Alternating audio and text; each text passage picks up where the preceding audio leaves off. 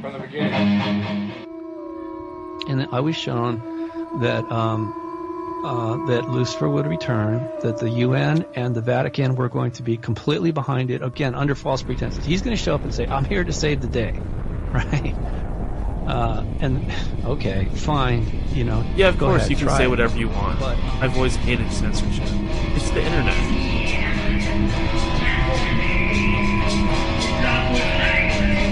Sometimes, you know, once they get you for your first love bite, well, it depends on how aware you are, right?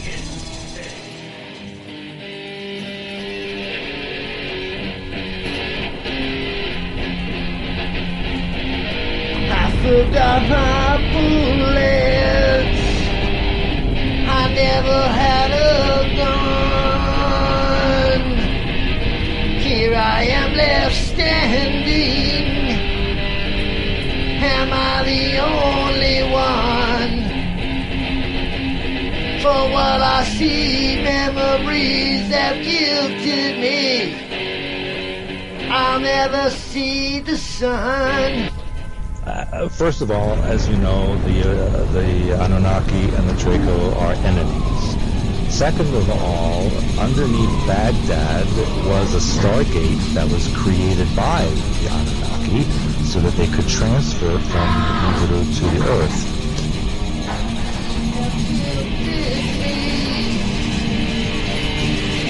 I'll never see the sun.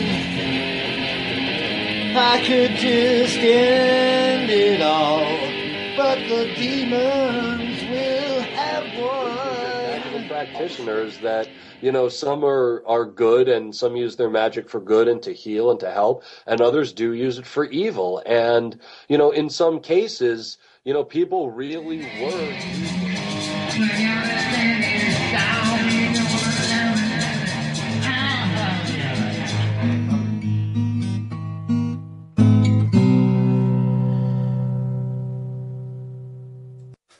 This is too much sometimes. From the broken ruins of Babylon, this is End of Days Radio. I'm your host, Daniel, broadcasting to you all the way from that shimmering, sparkling, glistening Emerald City, right here in the heart of the Pacific Northwest. Hello, good evening. Today's date is August 15th, 2018. Special show today. Every show is very special. Remember to go to endofdaysradio.com if you'd like to join the forum, check out old episodes, check out our schedule, donate to End of Days Radio. Definitely appreciate those donations. Helps keep the servers up, helps keep the lights on. So please, if you could spare $5, I definitely would appreciate it. Or don't donate at all and just listen. I appreciate that as well. Don't you like when people go, and on the radio? I do. It's my favorite. No, actually, it's horrible. Remember to stay tuned after the break because there is plenty to talk about. Today's guest is Masato Toys. And Masato Toys, he's the creator of the Legend of Sonnen's War. Chael Sonnen.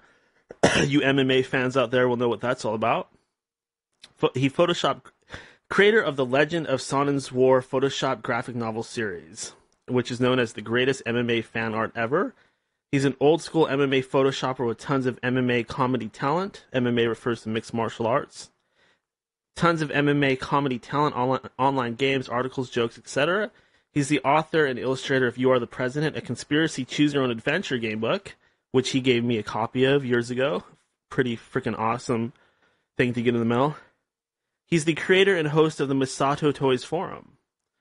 He's an illustrator and storyboard artist, and he's been conspiracy puzzling since the day of 9/11. And what's really exciting about this particular show is Masato is going to interview me. Yes, this show is going to be, we'll see how it goes, first of all. I'm not going to promise you guys anything. Sometimes shit gets crazy. But this is going to be an interview with me. He's going to be interviewing me. Me, the D to the A to the N, the all-American man. A lot of you guys have wanted this for a while. But I'm so humble that I just never made it happen. I'm just so shy and nice and quiet and humble. But hey, let's get on with the show. I'm going to give him a call. He's been waiting long enough. Hello. Whoa. Hello. Hey, can you hear me? I can hear you, but there's some rather loud background noise going on. Let's try again.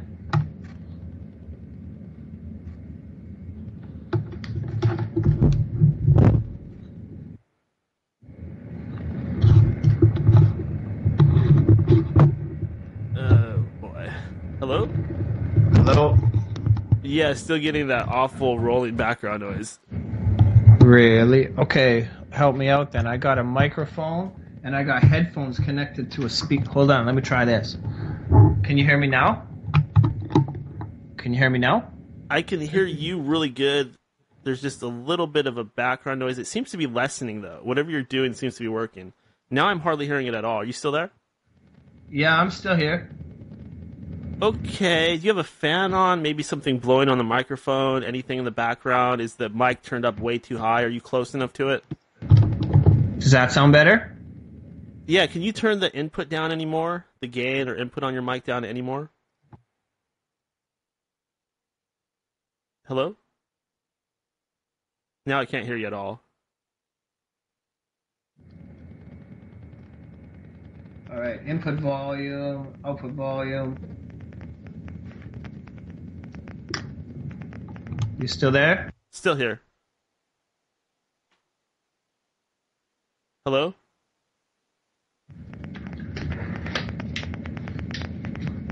Can you hear me now? Yeah, I can hear you. There's just an awful background noise. All right, let's get it fixed. Listen, I'm trying this microphone. Maybe if I take the microphone out and just use... Can you still hear me? Yeah, I can still hear you. And the background noise is still there? Yeah, it's still there. This sounds like a really loud white noise. Let me see. What if I put the input volume way lower? Does that sound better? Can you get any closer to the microphone? Does that sound better? Can you turn it up just a hair more? Testing. Oh, okay, that's going to work. The background noise is still there a little bit, but that's perfectly acceptable. Is it? All right. It works for me. We'll just consider it an ambient effect. You know what? I've been recently shunned to my basement. I've got an office in the basement here, so that's actually like an air conditioner on the other side of the wall. But if you think it's good enough, let's go. Yeah, that's going to have to work. I mean, these audio things, they are not easy. I've been working on getting my sound right for many years, and it's still not perfect, so no worries. The proper sound, good sound, is definitely an art form. All of you people out there that are thinking about starting a podcast or a radio show, just know that can be the hardest and greatest battle sometimes, but we are going to power through and make things happen. Is it worth it though? Really? Like, do you really care as a listener how awesome it sounds? You know what I mean? Like old Bill Cooper recordings, they didn't sound all Skywalker rant shit. You know what I mean? But it's the content, right?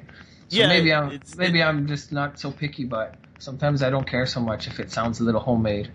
Yeah, it's definitely the content that matters, but you always want to improve, always want to get it a little bit better. So audio is just one of those things that I've always just tried to dial in more and more and refine more and more. But you're right, it's not about the quality of the sound, it's really about the content, and that's what we're all about tonight.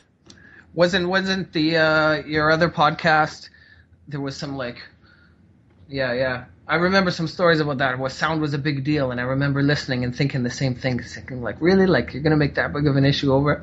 But maybe I'm wrong. Maybe my ears are too dull. So how you doing, man? Thanks for hooking up. Yeah, I'm doing great. I'm excited about this. I did a little introduction for you, so the audience out there knows who you are, and I'm excited for this. I've never been interviewed on this show before. I've been interviewed on a few other podcasts, but never on this show before. So I think the listeners out there are really going to appreciate this. Yeah, I thought it was a fun idea. I really wanted to chat with you. Lots of interesting things in common that you don't always get to chat about with other folk. You know what I mean? Yeah, exactly. That's exactly it. I think a lot of people out there have been wanting this for a while, but nobody's really said anything. About a lot of topics, yeah. And then you go through life with, like, you're lucky if you have a few that are open enough that you can bounce these ideas around freely without, without looking like a maniac, right? But so then you find the people online, but it's cool when you find somebody with many different common interests to connect and actually be able to have a chat about it. Yeah, that's the thing. Finding people with a common interest. They are actually out there, despite the masses of sheeple, if you want to call them that. There really are people out there that have a common interest. I mean, no matter what sort of weird thing that you're into out there, whether it's MMA or baseball or something much less common like a certain type of style of painting or something like that, something obscure. There's always at least one person out there somewhere that you can share that passion with. The internet is great for that. Can you imagine in the days when you grew up in a small town and there was literally no one to talk to about the things that you thought were cool? That sounds like a country music song. Oh, yeah? Let's I write the grew up lyrics. in a small town. I had no one to talk to. I thought 9/11 was an inside job. Yeah, exactly. But then, you know what? We can't keep surrounding ourselves with people that think exactly the same way. I've got other friends that I value that think totally on the other side of the fence, and it's kind of good. They put me in check sometimes, like they'll point out a few things that maybe I've got wrong. You think, and you go back thinking, okay, maybe I'll take a couple of steps back and re-examine a few things. Yeah, that's another thing that is very true. When you are actually getting into this stuff, it's very easy to still get tunnel vision because really all that you have to work with is what's in front of you. And if you only have a certain type of information and you don't have the whole picture, well, regardless of if it's conspiracy or if it's mainstream, you're not going to have all the information. So it's really easy to misconstrue things and get things wrong. But that's kind of part of it too, is you keep getting things wrong until you finally get something right. That's really the only way that you can do this, because there's so much misinformation and disinformation and outright P.T. Barnum bullshit type of stuff, hoaxes out there. So you really have to keep your eyes peeled and keep your discernment strong. Yeah, but but you have to always be willing to think that you might have a lot of stuff backwards. You know what I mean? The danger I think is when people get too confident in what they think they've figured out. You know what I mean? They build this little map in their heads of how they're so sure that it's like this or like that. I think this is dangerous. But at the same time, we got to have a few convictions, right? Yeah, absolutely. It really is hard sometimes to know exactly what we should believe in, what is reality. I mean, I wake up in the morning, I eat my cereal, my typical day looks the same a lot. Like, I'll do the same thing yesterday that I did today. And when you live in a routine and you see the same stuff every day, it's hard to imagine that there could be aliens out there, or there could be these psychotronic weapons, or you know what I mean? It's hard to imagine that stuff if you live in a small town and your life is relatively easygoing and you don't see a lot of social change or a lot of violence where you're at. It's like there's two different realities. It's like the one that you're actually experienced directly, that you can see and hear and interact with every day, and then there's this other reality that you've kind of compiled in our heads from information scattered here or there, and we build this little thing, but like it's all in our minds. You know what I mean? Yeah, exactly. But one way I think that we all feel what's going on out there is the money. We all have less and less as time goes on.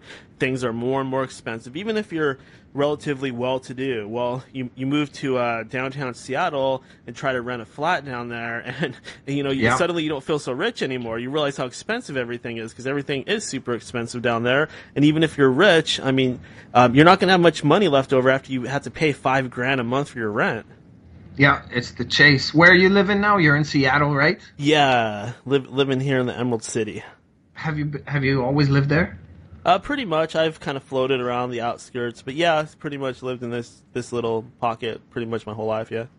That's cool. I grew up in a suburb of Vancouver, and we had Seattle television stations growing up. Oh, okay. Were you a Seahawks fan or a Sonics fan? Yeah, but we would see a lot of Seahawks stuff, yeah, for sure, and we'd get the local news from there. Do you know who John Keister is? No. No, he was like a Seattle celebrity. He had a show I used to watch as a kid. It was called Almost Live. Oh, wait a second. I do He's remember a him. bald-headed, Yeah, funny okay, guy. okay, yeah. I know exactly who that is. I used to watch that too. He used to crack me up, that guy, man. And you know who else was on the show? Bill Nye. Yes, he was. He was. That's where he started. I used to watch Bill Nye doing like low-budget comedy on Almost Live out of Seattle. And Yeah. Now he's a superstar. Yeah, he was one of the. That show was pretty much all like local celebrities. It was funny. Yeah, but it was all filmed in Seattle too. So even though I've never been to Seattle, every time you talk about Seattle, I have like these like cheesy pictures in my head of how they used to kind of sell the place. Oh, don't worry about it. I've hardly been anywhere. I've made a few trips my entire life, but I've mostly just kind of been stuck here and haven't really wanted to leave. That's interesting. Were you around when the grunge scene kicked out of there? Nirvana and was it like Pearl Jam and stuff? Didn't all those guys come out of the Seattle scene?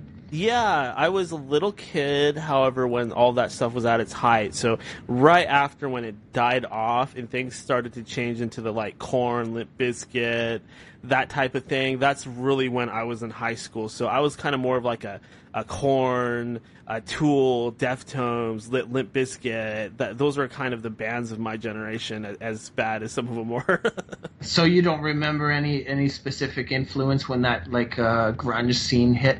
Well, no, I don't mean that, because even though I was post that whole scene, it just had a tremendous influence on the area and on the whole world, really. So the reverberations of what happened were still going strong. There were still kids dressing that way, and obviously Seattle's known as a music epicenter now because of that. Is it still? It wasn't just that scene that came and went. The music stayed. Oh, well, strong. you also have Jimi Hendrix that lives He's from in Seattle? I Yeah. didn't know that. Yeah, he's buried in Seattle. Oh, wow. Yeah, and other guys too. I think James Brown. If I have that right.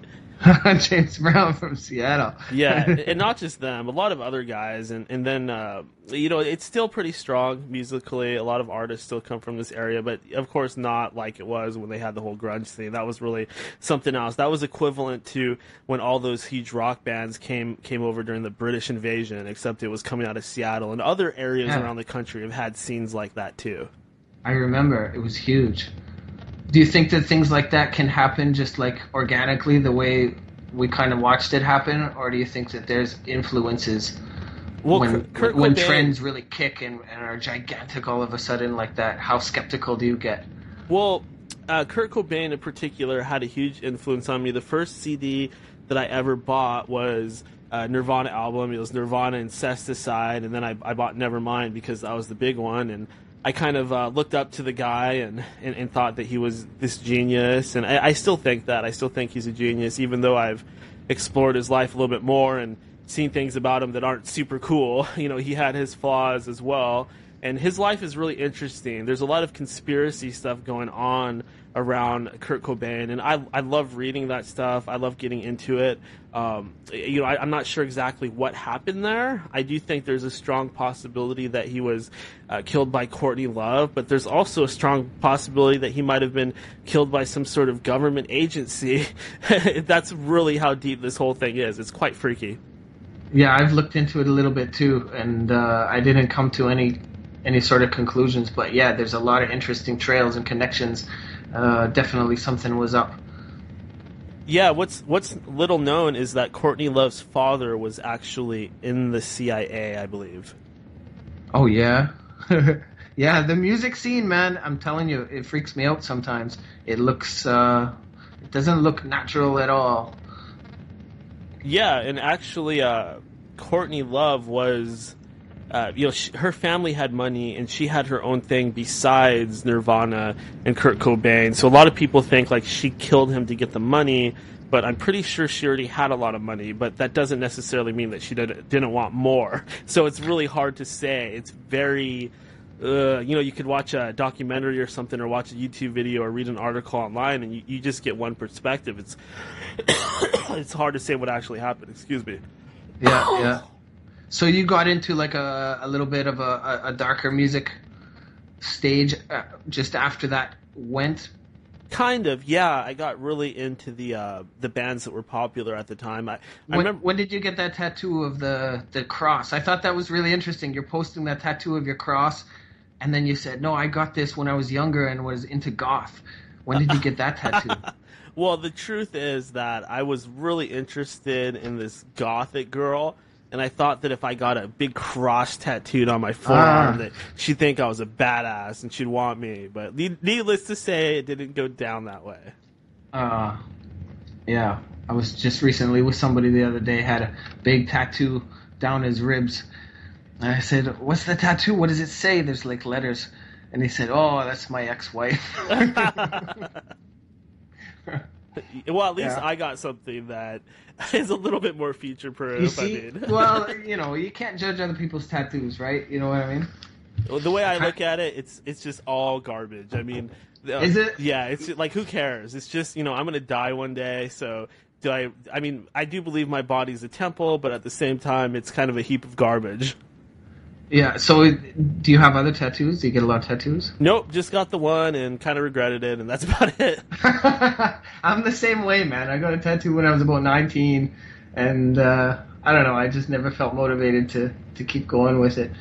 But yeah, just they mark us, I don't know. I think they are what we are, like it or not, or however it happened. It's like life marks you, and you don't always get to choose how it does it, exactly. I don't want to say what I do or what I do for a living or anything like that, but I will say that I'm involved in the business world, and I don't necessarily You're in the CIA, aren't you?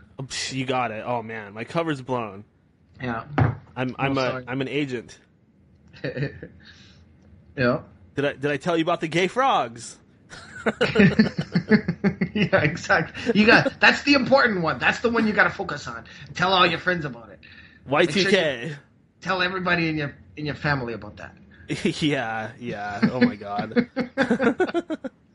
But, when did you start your forum? But real quick, I just want to say, if you're in the business world, like, having tattoos, it just doesn't really work. I mean, it can, but it'll hold you back. Yeah, I always wondered about that. I've only experienced like a few different kind of, professional worlds before, but I suppose lots of them would be, I don't know. I always swore I never wanted a job where I had to wear like a suit every day. Yeah, I know what you mean. But the thing is, like, a lot of jobs that are, successful type of jobs, you do have to at least wear a pair of khaki pants or wear like some dress shoes or a belt or tuck your shirt in. It's just a reality. I mean, I wish I could be this hippie. Like, there was a time when I had my hair just grown out and I'd do it in like a braid and I dress in just like wild sort of clothes, and I still kind of do, but then I have That's the Seattle scene, man. Yeah, it is. Right? Like grungy, oversized clothes. I like those that's how I like to dress too. Just like comfortable and, Yeah, exactly. But I mean, I consider myself a jack of all trades. I could be one thing 1 second, and I could be another thing another second, and it doesn't really affect who I am at my core. Just because I have a different set of clothes on, I mean, that's what it means to be a ninja. You will dress any way. You will change the tone of your voice. You will wear different masks. You can just slip in and out of anywhere and be anything. That's really cool, man. That's really cool. It shows like self-awareness. You know who you are, and the clothes don't matter, right? Yeah, a lot of people put a lot of like self-identity on the clothes that they wear, but if you know who you are deep down, I don't know. I like the way you described that. That's pretty cool. Yeah, exactly. And to answer what you're about to ask, are you referring to ninja shoes? Ninja shoes. That's how I first found you. I've been like, I don't know, bumping into you here and there on all kinds of things for like a long time. That's why I was interested in talking with you, because I first discovered ninja shoes like way over 10 years ago. And I thought it was cool. It was like this little indie forum that didn't look corporate or sold out or anything like that. When did you start that? What motivated you to start that? Well, I originally used to post I started to get into mixed martial arts because I'll tell you the whole story. I don't mean to bore the piss out of you, but it all started, I wanted to learn how to fight. Like, I just felt like I wasn't very tough. So one day I saw these videos at a Suncoast Video at one of those stores in the mall, And A what video? Sorry, a what video? it's called Suncoast Video. It's a store in the mall. Okay. And so I'm in Suncoast Video, and I see these DVDs for something called Pride.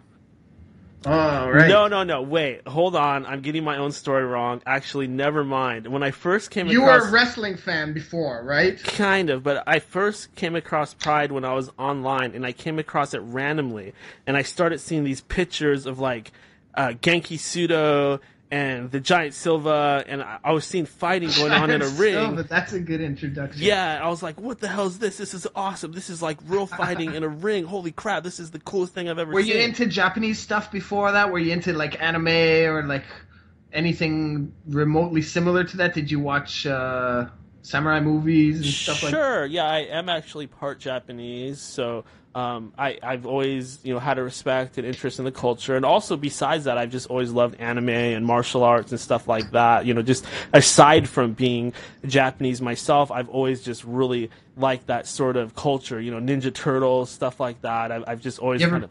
Go ever ahead. been to Japan? No, I'm afraid to. I'm sure I would get arrested and thrown in prison for like 5 years at least. Why? Because I'm a wild man. I'd probably get drunk and just paint the town red and fly You through don't some trust yourself? paper walls. No, I Yeah. don't. I don't trust myself. Are you kidding me? Have you heard this show? Yeah. Hell I hear no. you. I hear you. I trust But- you more than I trust me. It's like putting on. It's different. Like putting on different suits, though. Eh? You can put on your reasonable traveler suit. I just know if I went to Japan, I'd never come home. Well, maybe it's a good way to go when you're older. Then I'm gonna go out in a blaze of glory in Japan. I want to get Challenge some of somebody those. to a sword fight. Yeah, I want to get some of those panties from the 50-cent machine. Yeah, I'm gonna see how many people I can, how many yakuzas I can go through before I get beheaded. Yeah, I'm gonna go fight the Yakuza. If I was gonna do that, I'd probably try to join them.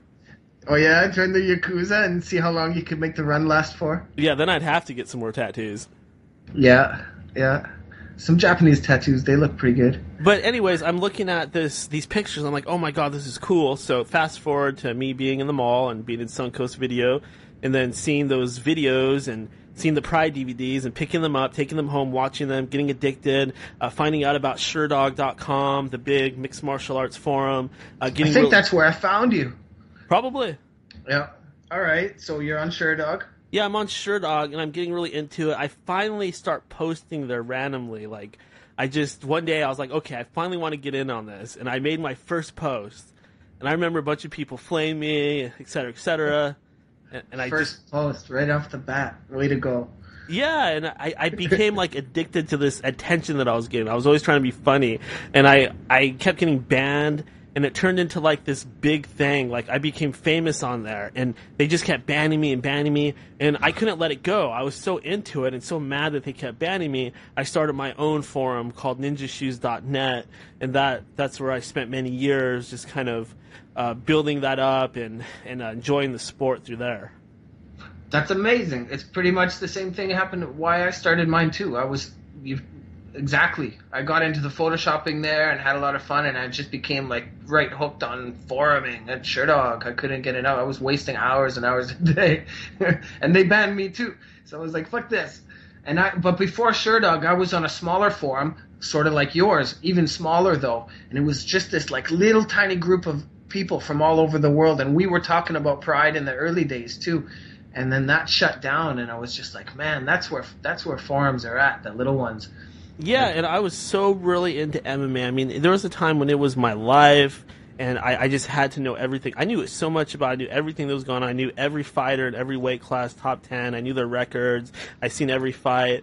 But just eventually, I just started to just kind of lose interest a little bit. I mean, I hate to say that because it's such a big part of my life and always will be, but I just started to get more into this conspiracy, this paranormal thing, and it just kind of, the focus just kind of shifted. And, I'm sure that will disappoint and piss off a lot of people, but the majority of my focus, it went from, being super concerned about who's the best fighter out there to kind of being like, you know what, who really cares who's the best fighter out there? It's more about just kind of enjoying the sport and enjoying the art, and I don't really need to be that obsessed with it. Being obsessed with it doesn't make me a better fighter doesn't really do a damn thing for me. So why don't I try to spend my time doing something that contributes to the world a little bit more?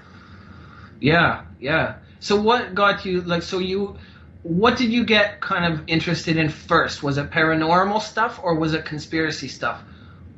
I would have to say that, well, first off, there are certain things I'm not going to be able to talk about just for my safety and also your safety. So don't feel like I'm cheating you by not telling you. See, you are a things. CIA agent. No, it's not like that. It's just that there were things that happened in my childhood. Some things I can talk about, and some things I can't, because it just really is that dangerous for me to mention. It has to do with, I can't even really say what it has to do with. That's how bad it is. Well, I won't press it. Was it on the paranormal side or the because that's one of the things I found interesting about you, is because you kind of like had this like paranormal edge where you and your other co-host would talk a lot about paranormal stuff. But then I always noticed there was this thread in the background where you were kind of following the conspiracy rabbit holes as well. And then slowly, this is ultimately kind of what made me want to interview you, is finding bridges between the two. And that's when things get really interesting. So let me go back to my original question. Like, which kind of started first? What were the major moments that you can remember that sparked those paths of research, you know? Yeah, no problem. So I've been having paranormal experiences since I was a very small child. I was living on a property with my family that was kind of out in the woods, and there was a bunch of really weird stuff going on out there, UFO sightings, paranormal stuff going on inside the house. A family member of mine was abducted by aliens. It was my mother. Might as well just come on and say it. She had an alien abduction. She was abducted by like 3 grays and a mantis that called himself the Doctor. And, you know, we don't really know what that really was. Was it aliens? Was it demonic? Who really knows? It seemed very scary and negative to her. So that's probably the earliest thing that I can remember, are those UFO sightings and stuff like that going on when I was a real little kid. So I guess to answer your question, it would be the paranormal started first. Right. Yeah, exactly. Like little kid, like under 10, like. Yeah, like under 6.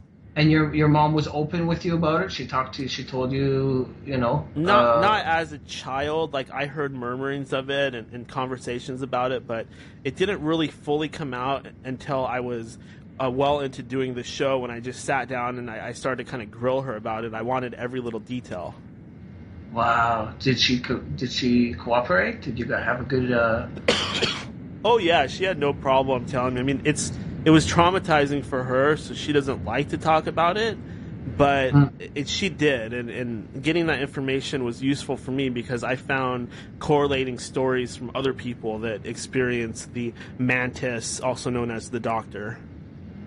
Yeah. Wow, that's fascinating. Yeah, I've dipped into there before. I have no personal experiences, but I've heard a lot of people testifying, and you know, you hear it in their hearts. You know, this was something that is more than just imagined. Yeah, exactly. It's, you know, whatever is causing this thing that people are experiencing, it is an experience. You experienced it. You went through it, and it rocked your world. I'm not talking you personally. I'm just like empathizing with anybody who has something like this. You know, it's like you said about a tattoo. It's a mark on you. It's like it happened to you. You can't deny it. Yeah, that's pretty much it. And the thing is, though, that the mind can be manipulated, and I know for a fact that some of these alien experiences, they are actually some sort of astral dream state, virtual reality, hypnosis sort of thing, where it's being projected onto the people that are being abducted. But at the same time, I don't disbelieve in physical abduction, so it's really hard to say what's going on there. The rabbit hole just keeps going and going and going. What corners of those rabbit holes have you found the most interesting or the most helpful for you to I don't know, get some kind of a focus on the things that you're interested in? Do you remember any kind of key books or researchers or testimonies that that are most interesting to you? One that really opened up many doors for me, many perceptual doors, was Supernatural by Graham Hancock, which was about encountering entities during a psychedelic experience. Yeah, I'm a fan of Graham Hancock. I like all his ancient history, hidden civilizations and stuff like that. I didn't know that he was deep into that. Did you ever do psychedelics? Have you ever had a visionary trip like that? I've done quite a few psychedelics. I've done more than I probably should have, and I have had some very strange experiences. I've had telepathy happen while on psychedelics. Yeah, listen. I've heard you talk about this before. You tap into these little topics in your show. I've listened to quite a lot of your shows, and sometimes you'll like talk about your history, and I'm just like, oh man, I wish I could just like talk about that instead of listening to the, that's why I'm saying you're always asking the questions. But yeah, I've had some telepathic experiences like that too. When I was younger, I had a few experimental years, and yeah, you can't deny, man. Stuff like that is real for sure. Yeah, it absolutely is, and there's a lot of people out there that are gonna, roll their eyes at it, and you know what I mean. There's a lot of naysayers and skeptics out there, but my advice to people out there: don't listen to them. Listen to what you know is true, and know what you experienced, and know that it is real, and don't worry about what other people think. You'll never be able to please all the critics out there. So just know yourself, and know that your own experiences are real, and know that there's other people out there that are pushing this type of research forward, that want to connect with you and want to talk to you and want to network. So just everybody keep that in mind. That's great, man. Good advice. Yeah. So when did the conspiracy stuff start? Did one connect you to the other, or did you start that sort of independently? Yeah, good question. So basically, I was taught at an early age that the Book of Revelations was real, and that Did you grow up in a religious family or Yes. a religious upbringing? You Yes, went to very. church? What kind of church? No, I didn't go to church. It was like a private thing. I was taught privately. What would you call the denomination? Revelationatologist. You just make it so it was a high focus on revelation. Yes, that's what I'm trying to get at. Yes. Wow, interesting. Yes. Okay. And then how you're relating this to conspiracy rabbit holes? Like, how did that? Well, the whole thing that happens in the Book of Revelations is a conspiracy. It's basically saying that the governments of the world kind of unite and turn into this one world government with the Antichrist as the head of it. That's kind of the whole story in Revelation. Sort of. I mean, that's kind of an interpretation. I know it doesn't say that exactly, but that's sort of the whole idea with the rising of the dragon and the beast and the false prophet and all the natural disasters and all of that stuff, the coming together and the wars. Uh-huh. That's what's happening. Yeah. That's what I wanted to chat with you about, because there's few people that have looked into it enough to realize that the correlations are a little bit more than just coincidental. Like a one world government, and it's related to Jerusalem and all this, and it's like you're watching all this geopolitical stuff unfolding, and you're just like, well, if you're really honest about it, it's like you said, that's what's happening. So, all right, let's take a deeper look at this, So, yeah, exactly. You're exactly right. We need to take a deeper look. We need to figure out, is it happening because it's supposed to happen? Is somebody making it happen? Is that a conspiracy? Is the Book of Revelations true? Is it false? Is it a trick? That's what we need to find out. Yeah, it's more than just coincidental. Can I send you an image through Skype here? Does that work? I'm sure. What is it? I just made you a Photoshop while we were waiting here. Here, wait a second. Image. Well, the listeners can't really see that, so Yeah, I can comment right. on it, but It's an image of. Maybe we'll post it later. It's an image of the Pentagon and the street layout of Washington, D.C. in front of the White House. You know what I'm getting at? Is it a pentagram or something like that? Yeah. You haven't seen that? Have you seen the street layout of Washington, D.C. in front of the White House? I believe I have. And that's something that I did look into a little bit. There's a book by Graham Hancock, who we both like, and it's called The Master's Game, and it's all about that. Dude, look into that, man. It's really fascinating. There's a clear, no argument about it.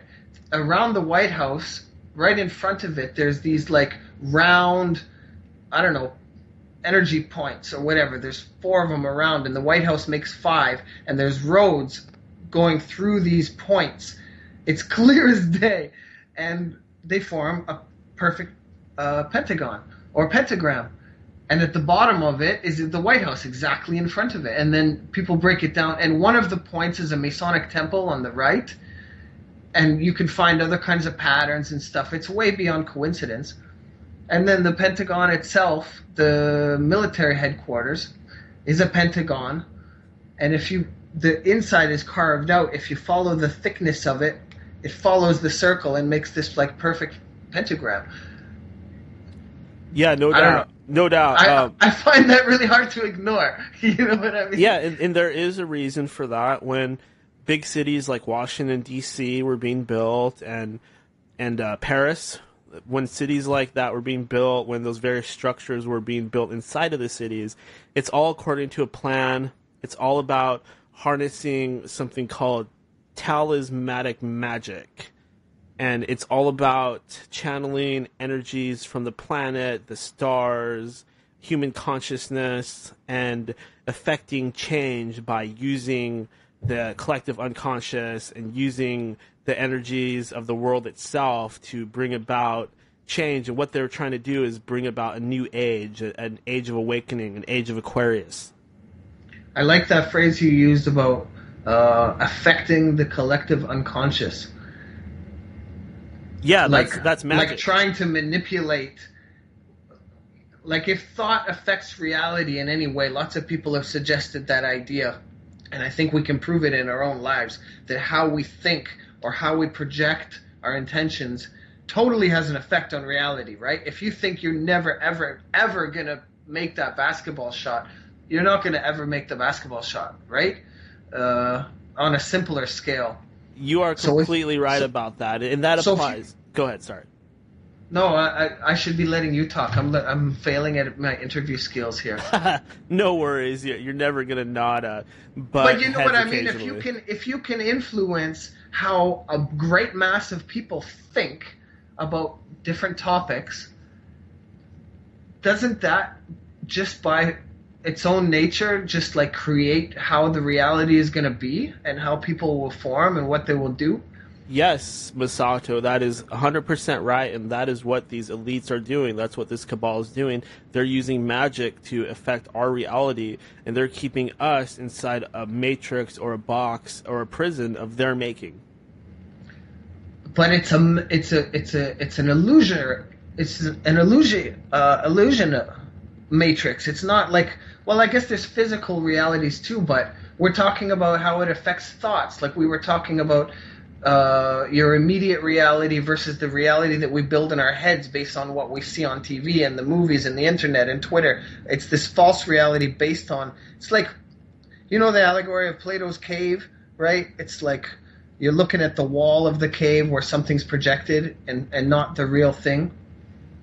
Yeah, that's a famous allegory, the allegory of the cave, and it is, in this day and age, it cannot be more true, and I highly advise everybody out there to keep that particular allegory in mind throughout their daily lives, and when they watch the news, and when people talk to them about what reality is. The fact is that again, I go through my daily routine, and if it wasn't for the internet, if it wasn't for other people telling me this stuff, I'd have no idea what's really going on out there. And that could be said for so many people out there. Their lives are Sunday morning church, and then you watch football, and then you go to work, and you just want your kids to grow up and be happy and healthy, and you don't think about these things, but these things are why your kids are going to have shitty lives in the future, because this earth and this world is being destroyed by parasites. That's like the blue pill, eh? You're like, you forget that all that you've seen, you forget that you're in the matrix, and you just go back to living, you know? So what's the advantage or disadvantage of being able to see or not? Because I do the same thing. Sometimes you get so concerned about trying to figure out conspiracies and trying to figure out what's going on in the world that you can lose touch with your immediate reality, and you got to come back. So how do you balance those things, those two realities? You know what I mean? Yeah, and there's something that people do that are in secret societies that I try to use for myself. When I'm in my day-to-day life, I keep it separate. That's day-to-day life, and I'm not bringing up conversations about shadow beings and gray aliens and psychic abilities and stuff like that, because I know it'll scare the shit out of people. They'll just think I'm a huge weirdo. So I keep it for when it's time to do the show, when it's time to have those conversations online or through text messages or people like yourself that actually can resonate and identify with this stuff. I just keep it for the people that have ears to hear and eyes to see. I don't try to go out there and change people's minds in that way. If they want to listen to the show, that's their choice. And if they want to be open to it, that's their choice. I'm not going to force it on anybody. Yeah, that's good, man. It's as far as we were talking about controlling the collective unconscious, that's like disinformation. You know what I mean? I've been realized lately, just like a kind of a big question hit me. How much of the conspiracy information that I've been researching that I thought was legit, in hindsight now, I wonder how much of that was all controlled opposition and leading down the wrong rabbit holes and things like that. I was referring to Alex Jones. In the early days, I thought he was a killer. I was like, man, he's busting all kinds of stories open. And now I'm convinced that he's a total controlled opposition. So it makes me think all that stuff in the past that he was bringing attention to that made him so impressive. Was it all disinformation, or was he onto certain things that were real, but he was doing it in a controlled manner because they knew it was leaking anyways? It makes me think back in hindsight how much of anything that I know now is true or not. Well, he's what Alex Jones is he's a manipulator. He manipulates young people to work for InfoWars for free.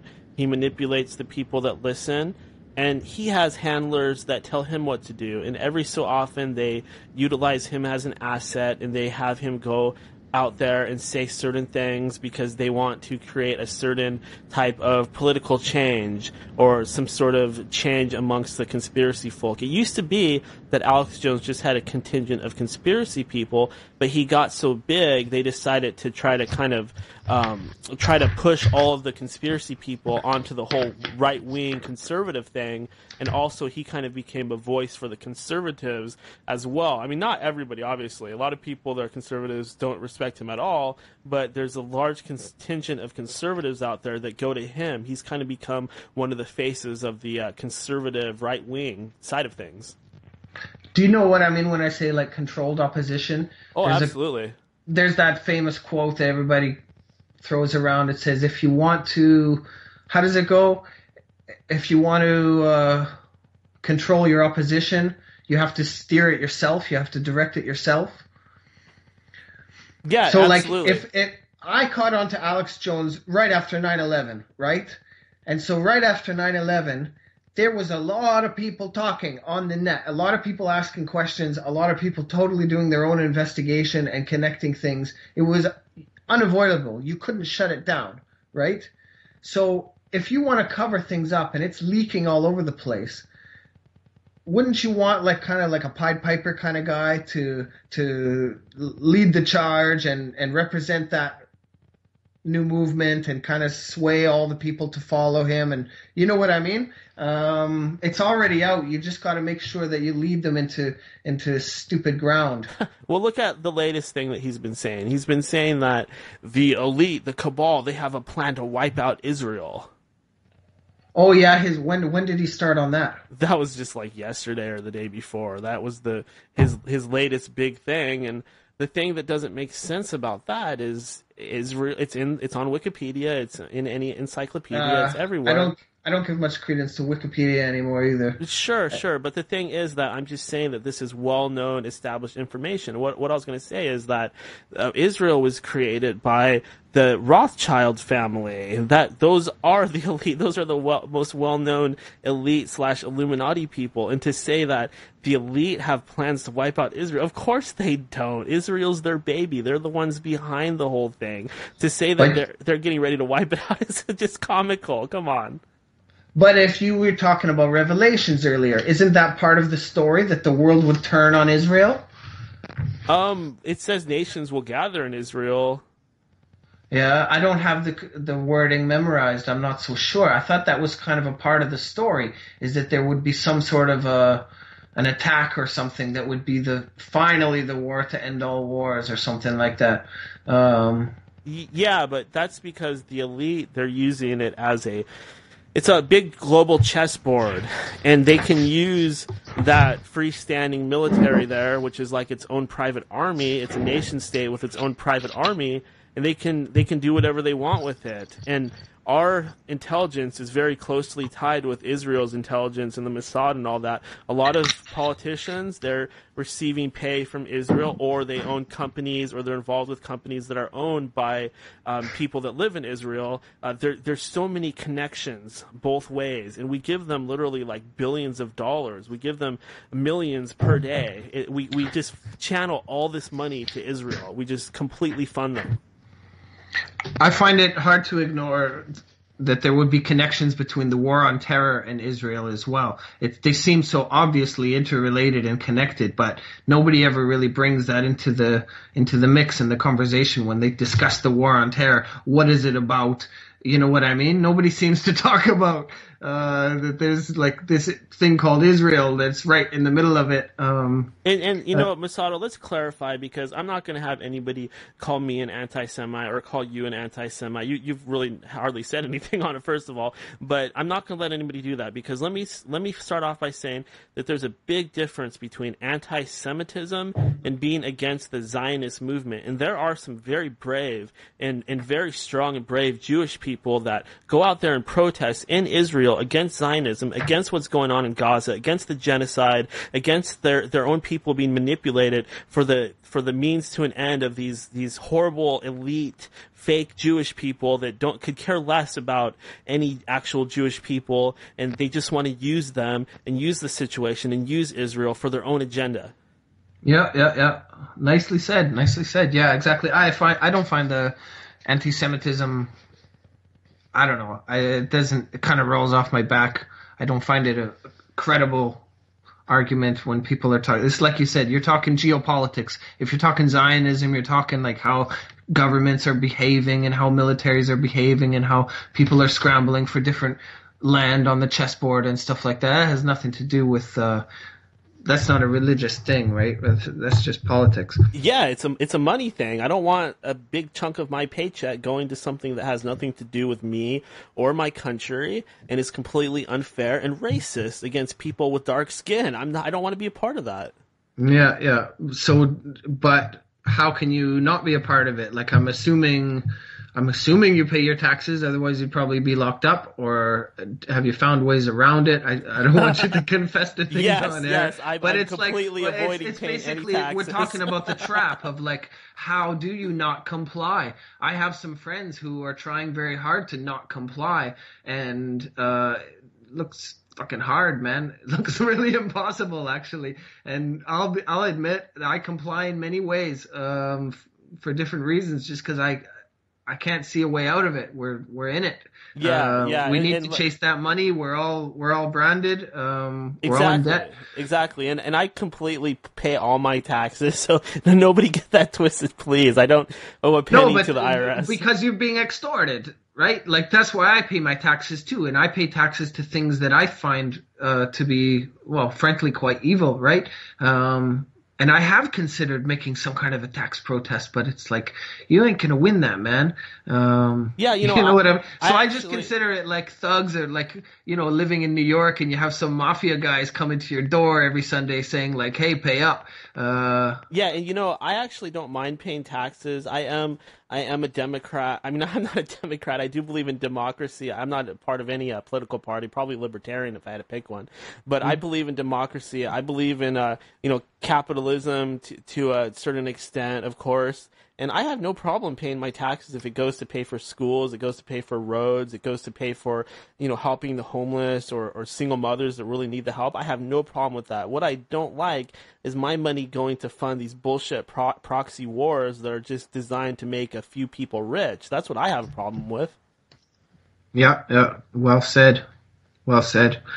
But it's hard not to. It's hard to really unplug. That's the hard thing. You ever think about what that mark that they talk, that people won't be able to buy or sell without the mark in their hand or in their foreheads? Yeah, and that's a big part of this, and it's really hard to say exactly what the mark is because there's good evidence that we may have already received the mark. Anybody with an Apple iPhone out there, we all know that these phones can be used as listening devices. They have a microphone, they have a camera. All of our monetary stuff is going through the phones now. Our schedule's in there, all of our friends and family, all kinds of conversations, naked pictures, all kinds of stuff. And if you look at the back of your iPhone, it has a picture of an apple with a bite taken out of it. Kind of like I'm looking at it right now. It's in my right hand. I'm holding this motherfucker, and there's a bite take. And that goes back to some biblical stuff too. The apple was the fall. It was the tree of knowledge, right? The tree of good and evil. When we broke from a different state of consciousness. I find that tale really interesting. Not that I believe literally in any kind of a story like that, but it's an allegory of it's the Luciferian path, right? It's knowledge of good and evil, that mankind through his own will and intellect can dominate the nature and make himself into a god and do what he wants by his own willpower. Or before that, when you succumb to nature and you're just like a part of everything else, and you're not trying to wreck it. You know what I mean? Yeah, exactly. That's exactly it. Wow. There's so much I can get into here. Well, first off, I can say that I don't think that we'll ever have to actually take a physical chip because they're already putting things in our body with these chemtrails. They're putting little nanoparticles into our bodies, and they're doing all kinds of strange things. There's reports of people having like things that resemble insects or spider legs growing out of their skin. There's people that claim that they have actual like little bugs that will jump in and out of their skin and hide in the walls and stuff like that.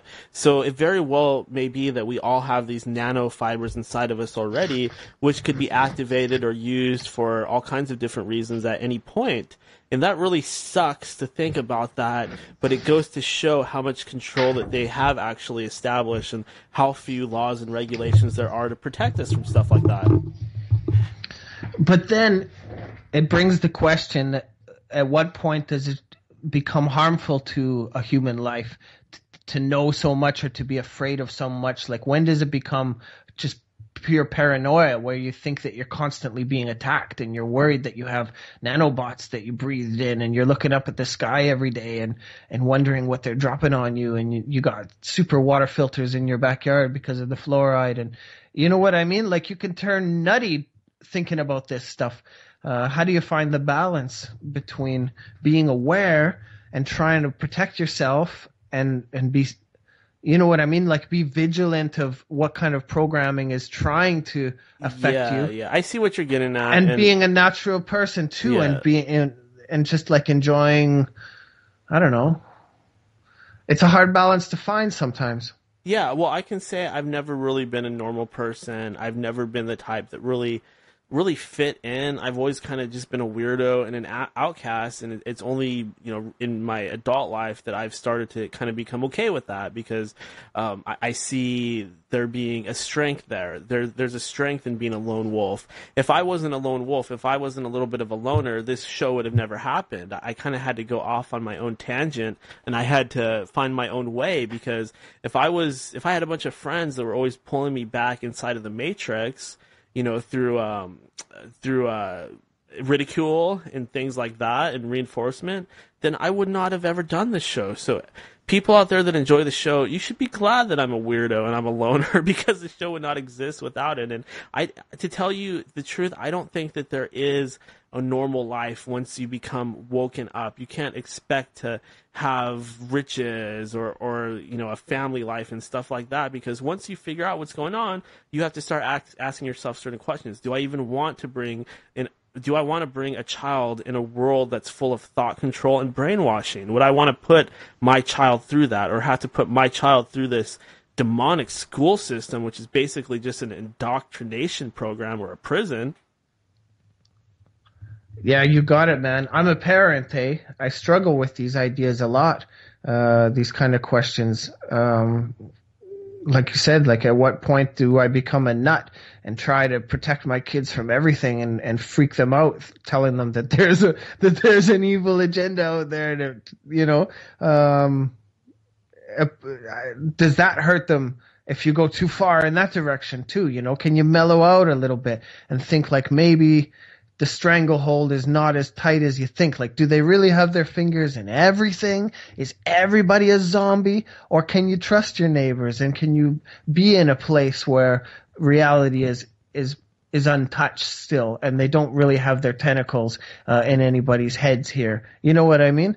Yeah, of course. And you got to keep in mind that they would love for you to feel that way. They'd love for you to think that they've got their fingers in everything. They have absolute control and domination. But let me tell you, that could not be further from the truth. The reason why they're doing this stuff is because they know they're losing control. They know they're losing the battle.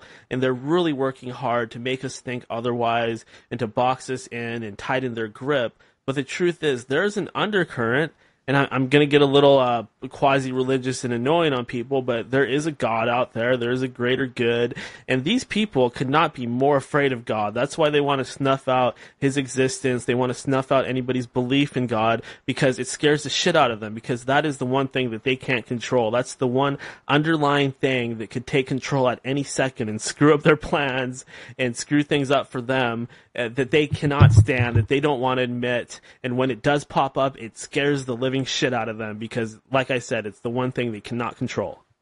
Is this something that you've recently kind of tapped into, or like, from my perspective, following you kind of loosely through different forums here or there and on Twitter, it seemed like a few months ago you kind of like pumped up that perspective of things, like a much more religious kind of perspective of it. Is this a recent epiphany that you've had, where you've been inspired to think about things in those terms, or have you always had a kind of a religious undercurrent to the way that you live your life?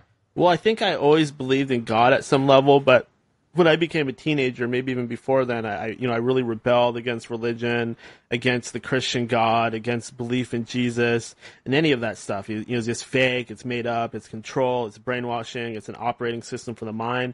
All those arguments were made to me, and I totally believed them. There's a lot of peer pressure. Oh, you believe in that? What a dork, Why would you believe in that? What about the dinosaurs? Stuff like that. And that really pushed me away from any sort of religion. I still kind of always believed that there was some kind of God or source out there, but I became much more atheistic, materialistic, and even later on started to embrace some of these, personal power, almost like Luciferian type of ideas. I started to think that the Luciferian stuff, I was getting into magic and the occult, and I was like, hey, this is cool. I want to be a god. I want to value the human intellect. You can get whatever you dream. You can have whatever you want. Yeah. You can go get it. Anything is yours. Yeah. It's very selfish. Some of this self-help sort of success stuff. It's all about making money for yourself. It's all about glorification of your own self. You know, it has some good stuff. Like there's an intellectual side of it where you're pushing the knowledge of the human race forward and things like that. But then there's this other side of it where you start pushing things forward so fast, you lose sight of everything, and you become you're so set in motion that you cannot even see how arrogant and selfish and self-centered that you've become.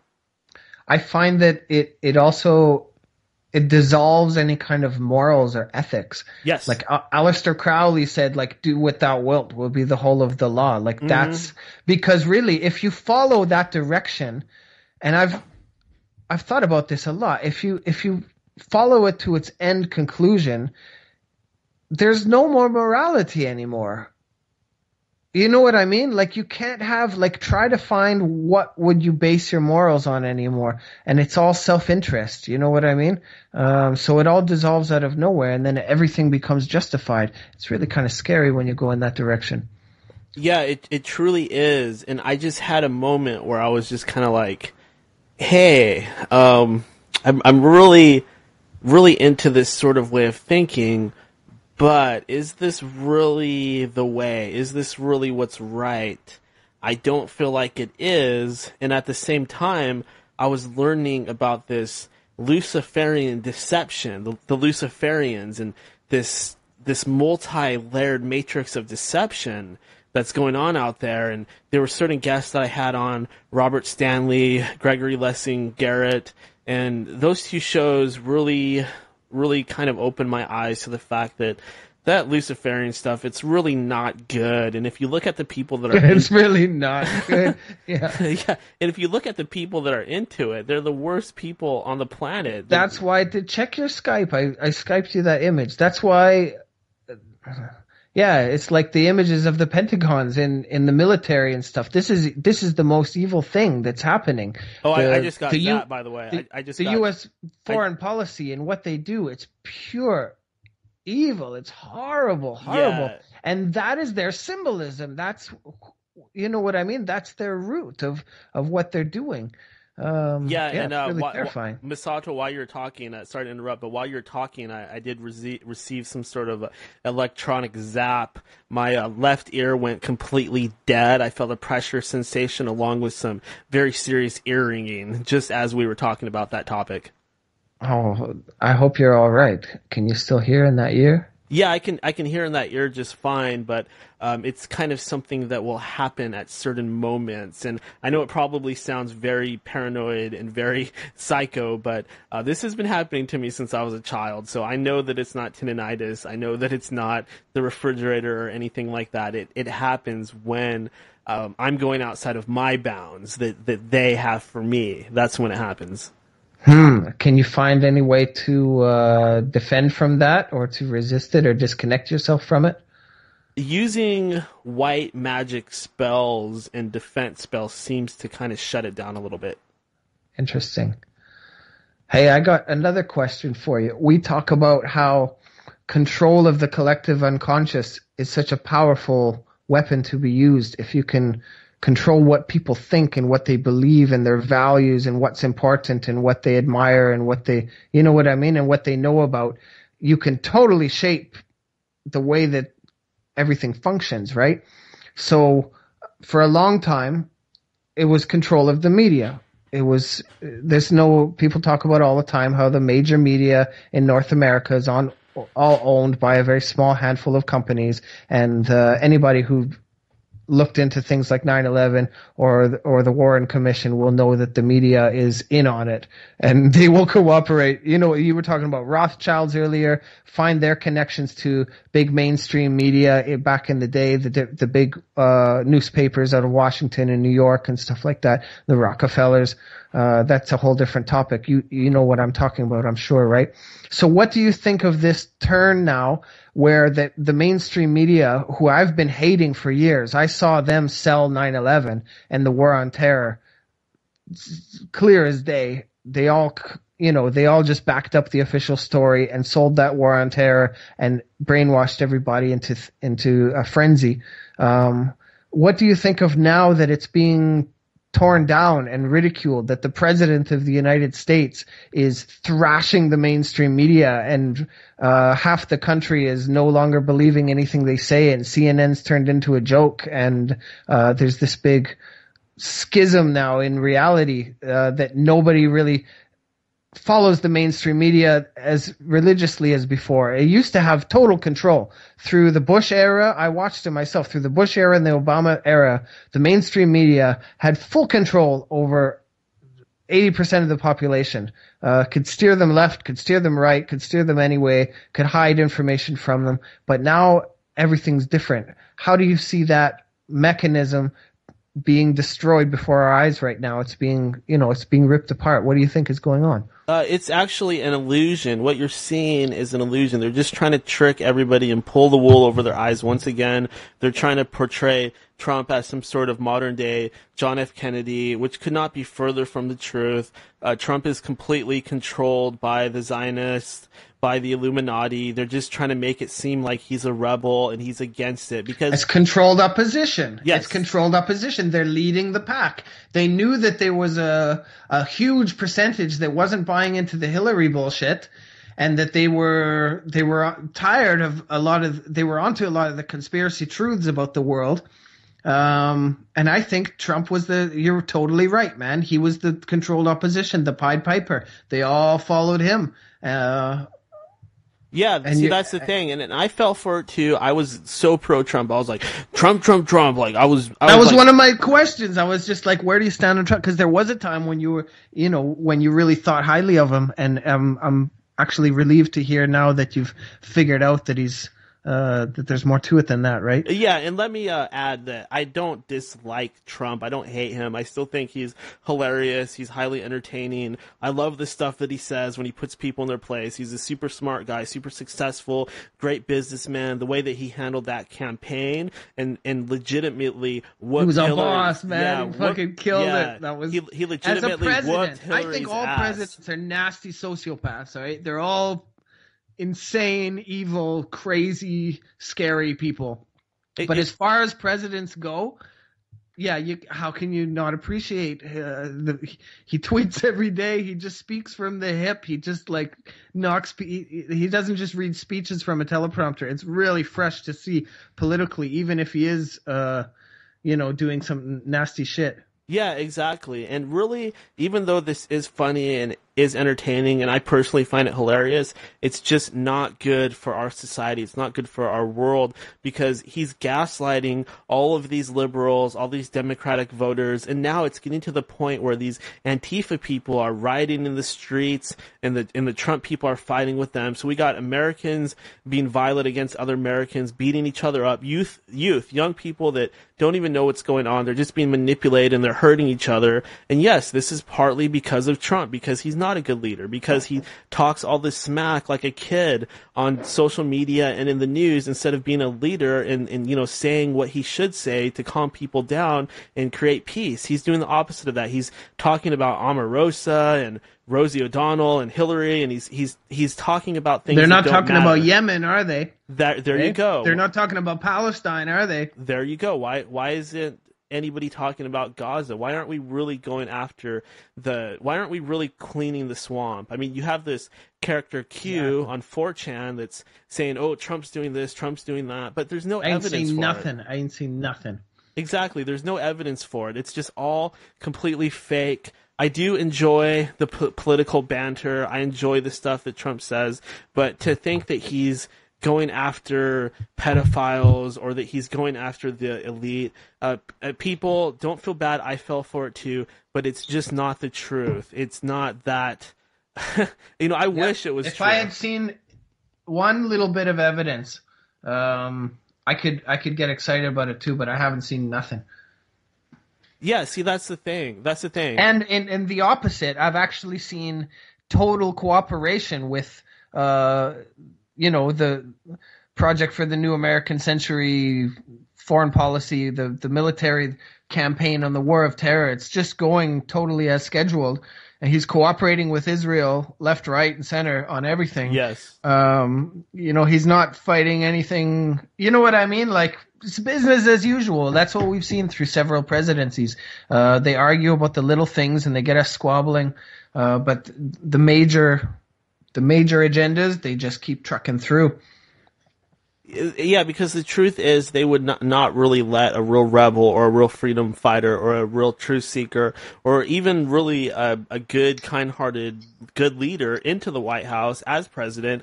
They're all people that are completely bought and paid for by the rich elite. They fund them completely.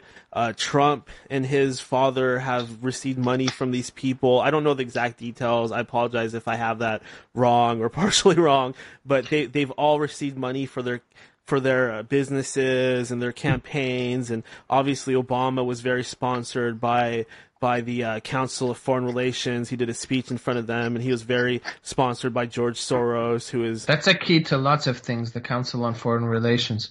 Yes. Do you think that they always say the classic thing is to divide and rule or divide and conquer? Do you think that there's an active agenda right now to try to make the chasm between the left and the right as far as possible to really polarize and make each side as extreme as possible? And I see this on my Twitter feed. Do you not see way more posts bumping to the top that are really pushing either extreme right wing or extreme left wing, or just like polarizing to get people just hating each other? Do you see this as being something that's going on right now, especially with the Trump thing? There's either, you're either praying that Hillary comes back for the next election, or you're done with mainstream media altogether. And it's like you're either one or the other now. You're either left or right. It's a huge gap now. There's no middle ground anymore.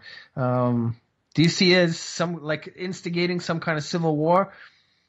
Well, yeah, and I can explain exactly how it was happening. I mean, on one side you had Maxine Waters saying, we got to get in their faces. We got to show up on their porches, on their doorstep. We got to do this. We got to do that. And sure enough, that's how the radical left wing responds. They start doing things like that. And then on the other side of the equation, you've got Alex Jones, who's somehow became the voice of the far right conservatives. And he's saying, oh, we're going to fight back. Trump supporters, let's go out there. And it's still going on. He said similar things today. Everybody's getting manipulated. They're getting riled up and turned against each other because that's what these Illuminati want. They want Americans fighting Americans in the streets. People, do not fall for it. That's not protesting. The right kind of protesting that works, what worked during the civil rights movement, is peaceful protesting. You're being manipulated into hurting each other and getting hurt yourself. And you're not even fighting for anything. You're fighting for a bullshit cause. Please stay off the streets. Don't show up to any of these violent rallies. Don't let yourself get manipulated. Even if it's not a violent rally, I've seen firsthand how easily a peaceful rally can get hijacked. All you need is 3 guys with black masks to come in and start smashing shit. And then the media comes and takes a picture of all their smashing, and then the cops come and break it all up, and it's over, and everybody went home achieving nothing. That's a tough one too. How do you protest in any kind of effective way? I've seen people, it's sad to say, they waste a lot of their energy. They waste a lot of time standing up and yelling at the sky. You know what I mean? That's a tough one too. Yeah, that's kind of what's going on, and there's a lot of reasons why it happens. For one thing, it's a distraction. It's a distraction from the various things that are really going on out there in the world. And there's exactly. Nobody will pay attention to the real news if they're all mad about Omarosa. You know what I mean? Like, they can control they can control. Who does David Icke say? He came up with a great phrase. He said, "Energy flows where attention goes." Yeah, and there's another reason for it too, because see, right now Trump is gaslighting, he's pissing off the liberals, and he's getting what other does that mean? Conservatives to do it. I hear people always talking about gaslighting, but I don't know what that means. What does gaslighting mean? Well, it's just kind of you say certain things to kind of piss people off and make them feel weird, so that you can get a reaction from them. It's kind of like baiting somebody, but you're making them feel like they're off or they're mentally ill or something's wrong with them. He really has it down to an art form, and the reason why they're doing this is because they're trying to do just as you said, Masato. They're trying to polarize everybody, and they're especially trying to polarize the old folk against the youth. That's why they have these college professors out there pushing Zionism on college campuses. I'm not Zionism, socialism. I'm so sorry. They're probably pushing that too, but they're pushing socialism, Marxism, communism on college campuses, and this is having a great effect on our youth. They're being brainwashed with this Marxist bullshit, this trash, this garbage, this garbage that gets millions upon millions killed and makes everybody poor. They're pushing this on the youth because after Trump's reign is over, after his second term is over, because we all know he's going to win again because it always goes 8 years. You think he'll win again? Oh, of course. There's no doubt about it. Anybody that thinks otherwise is lying to themselves. I mean, come on. Have we ever not had a Democrat, Republican for 8 years at a time? Of course. That's how they push. That's how they manipulate everybody. It's part of it. But I think you're right. After that, they're going to swing it way left again, right? Yes, I've seen that pattern before. They swing it right, like uncomfortably far, and everybody's so uncomfortable with it because it's way too right. Then they bring in a left-wing hero, and everybody's like, oh, great. Finally, somebody who can, right? And then it swings way back left again. After Bush Jr., who launched the war on terror, they brought in Obama, remember? And everybody bought into it. They sold it. They did the same thing here in Canada. We had Stephen Harper, who was like tyrant right-wing leader, did so many amazingly uncomfortable things for the country. And then they swung it left again, exactly the same trick. So I'm wondering now they're swinging it way right with Trump, and then they're going to swing it way left again. They're going to have some left-wing liberal hero who watch. They're going to bring it. It could be a woman maybe that they bring to that character, and everybody will buy into it. It'll be. I heard a good argument the other day, not an argument, but just a discussion. They were saying that most people are either can put into two different psychological camps. You're either kind of lean towards liberal thinking or you're conservative thinking, and not politics in everything. You know what I mean? You're either kind of free and messy and kind of artistic and think about things in terms of emotion and feelings, or you'll have somebody who's very like kind of really rigid and organized and has a good work ethic and follows the rules and does everything proper. And these are like two different psychological species. And one doesn't understand the other, and you can really polarize those people really quickly if you manipulate those sides of them. I see that happening. And that's exactly what's going on. See, what's happening right now is that Trump is gaslighting everybody. He's pissing off the liberals, the Democratic voters, etc. And these young people that are being brainwashed with socialism and communism, they're being pushed to the far, far left. Yeah. And once his term is finally over, what we're going to see is we are going to see the open borders, and we are going to see the rules against so-called hate speech. They're setting it all up as we speak. And this is done because once they get that stuff done, the next step is to, once you have open borders and once you can tell people what they can and can't say, the next thing that you do is you just, you turn it into a one world government. That's what it's all moving towards. It's moving towards a one world government, and it's moving towards this Luciferian new age sort of mentality, this transhumanist sort of philosophy. That's where everything's headed, and all this manipulation is just designed to get us there quicker and quicker. Yeah, and sometimes something that I grapple with is that they're always selling something that on the surface it makes sense, that everybody can agree with. And then they twist it a little too far. You know what I mean? Like they'll take like environmentalism. Who can argue environmentalism? Obviously we don't want to mess up the planet. Obviously we should keep it clean and preserve nature and not pollute too much. Who can't get on board with that, right? But then they'll twist it into like global carbon tax. You know what I mean? And it's like, well, that's a little too far, right? So, or they'll take like, and any other kind of issue that on the surface everybody can agree, okay, yes, equality, sure, blah, blah, blah, and then they'll take it too far. So sometimes I see the same thing with like a global government, like socialism, mass socialism.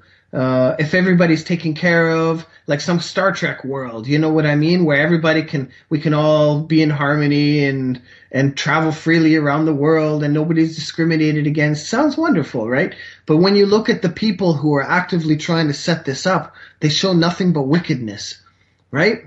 It's who are you giving the control of that to? What hands are you going to hand that over to and let them design it? If it was in the hands of people that showed better character, I might be on board. But how can you follow these guys, man?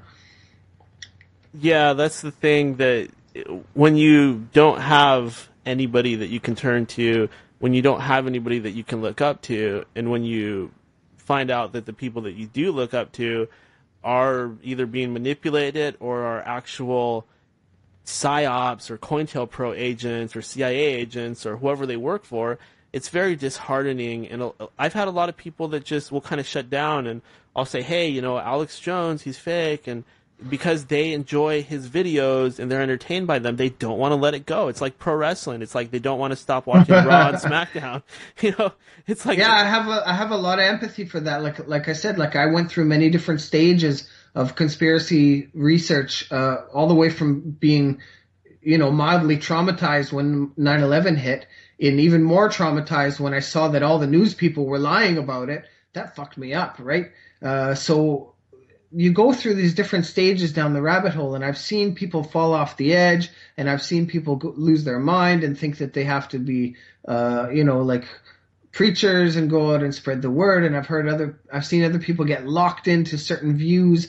It does a number on the human psyche, you know, so anybody who can navigate those waters and try to find some balance in life is, I find that admirable if you can do that, because it's a tough ride, man. Yeah, and the truth is, like I was kind of getting to before, I don't really think that there is a balance. I mean, it's the same world you're in. Like, whether you want to turn it on or off, you're still going to be hit by the same things.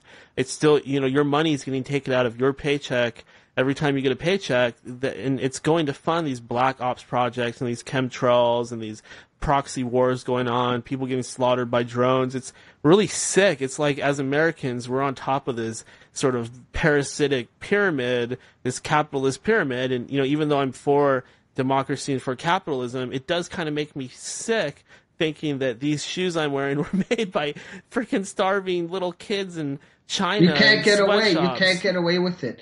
If you were born and exist in this system, you were plugged into it, and you can't get away with it. The things that we buy, the stores that we shop at, the gas that we fill up our cars with, you can't function. I have a friend of mine who's trying his best to not cooperate with the system. He sees it so powerfully and emotionally. He's full on vegan. He won't eat anything like that, and he just sees the whole system as being just like evil and wrong, and he wants to try to take a stand. And it doesn't get him far, man. He's spent time in jail. He's tried to fight the courts with like some of that free man stuff, and he just keeps getting slammed back. Now he's all stuck because he doesn't have licenses and permits to do things. And man, it's hard to, you know what I mean? Like you are plugged in, like it or not.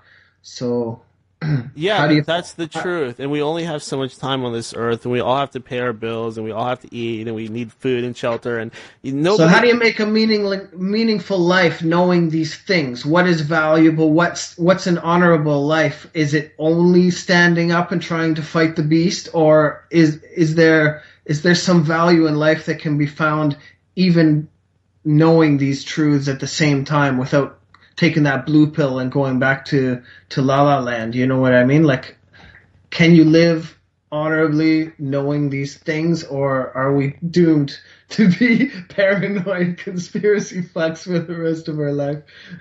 Yeah, I mean, you could look at it that way, but I don't really think that it's easy to go back into the box. I mean, you can't just forget. I mean, if let's say you love football, well, you start watching football, eventually you come to the Super Bowl, and then it's halftime, and you're trying to enjoy the game, and you see this big occult brainwashing ritual going on. There's really no escaping it. You know, everybody out there, most people are either on the right or they're on the left. They're actively being manipulated, and they might feel like they're living normal lives, and they might even be happy to a certain extent, but it's a false happiness. It's a fake happiness. Unless you're living a life that is true and is real, then you're always being cheated, because you're having to be a part of this society that is taking advantage of the kids in the sweatshops.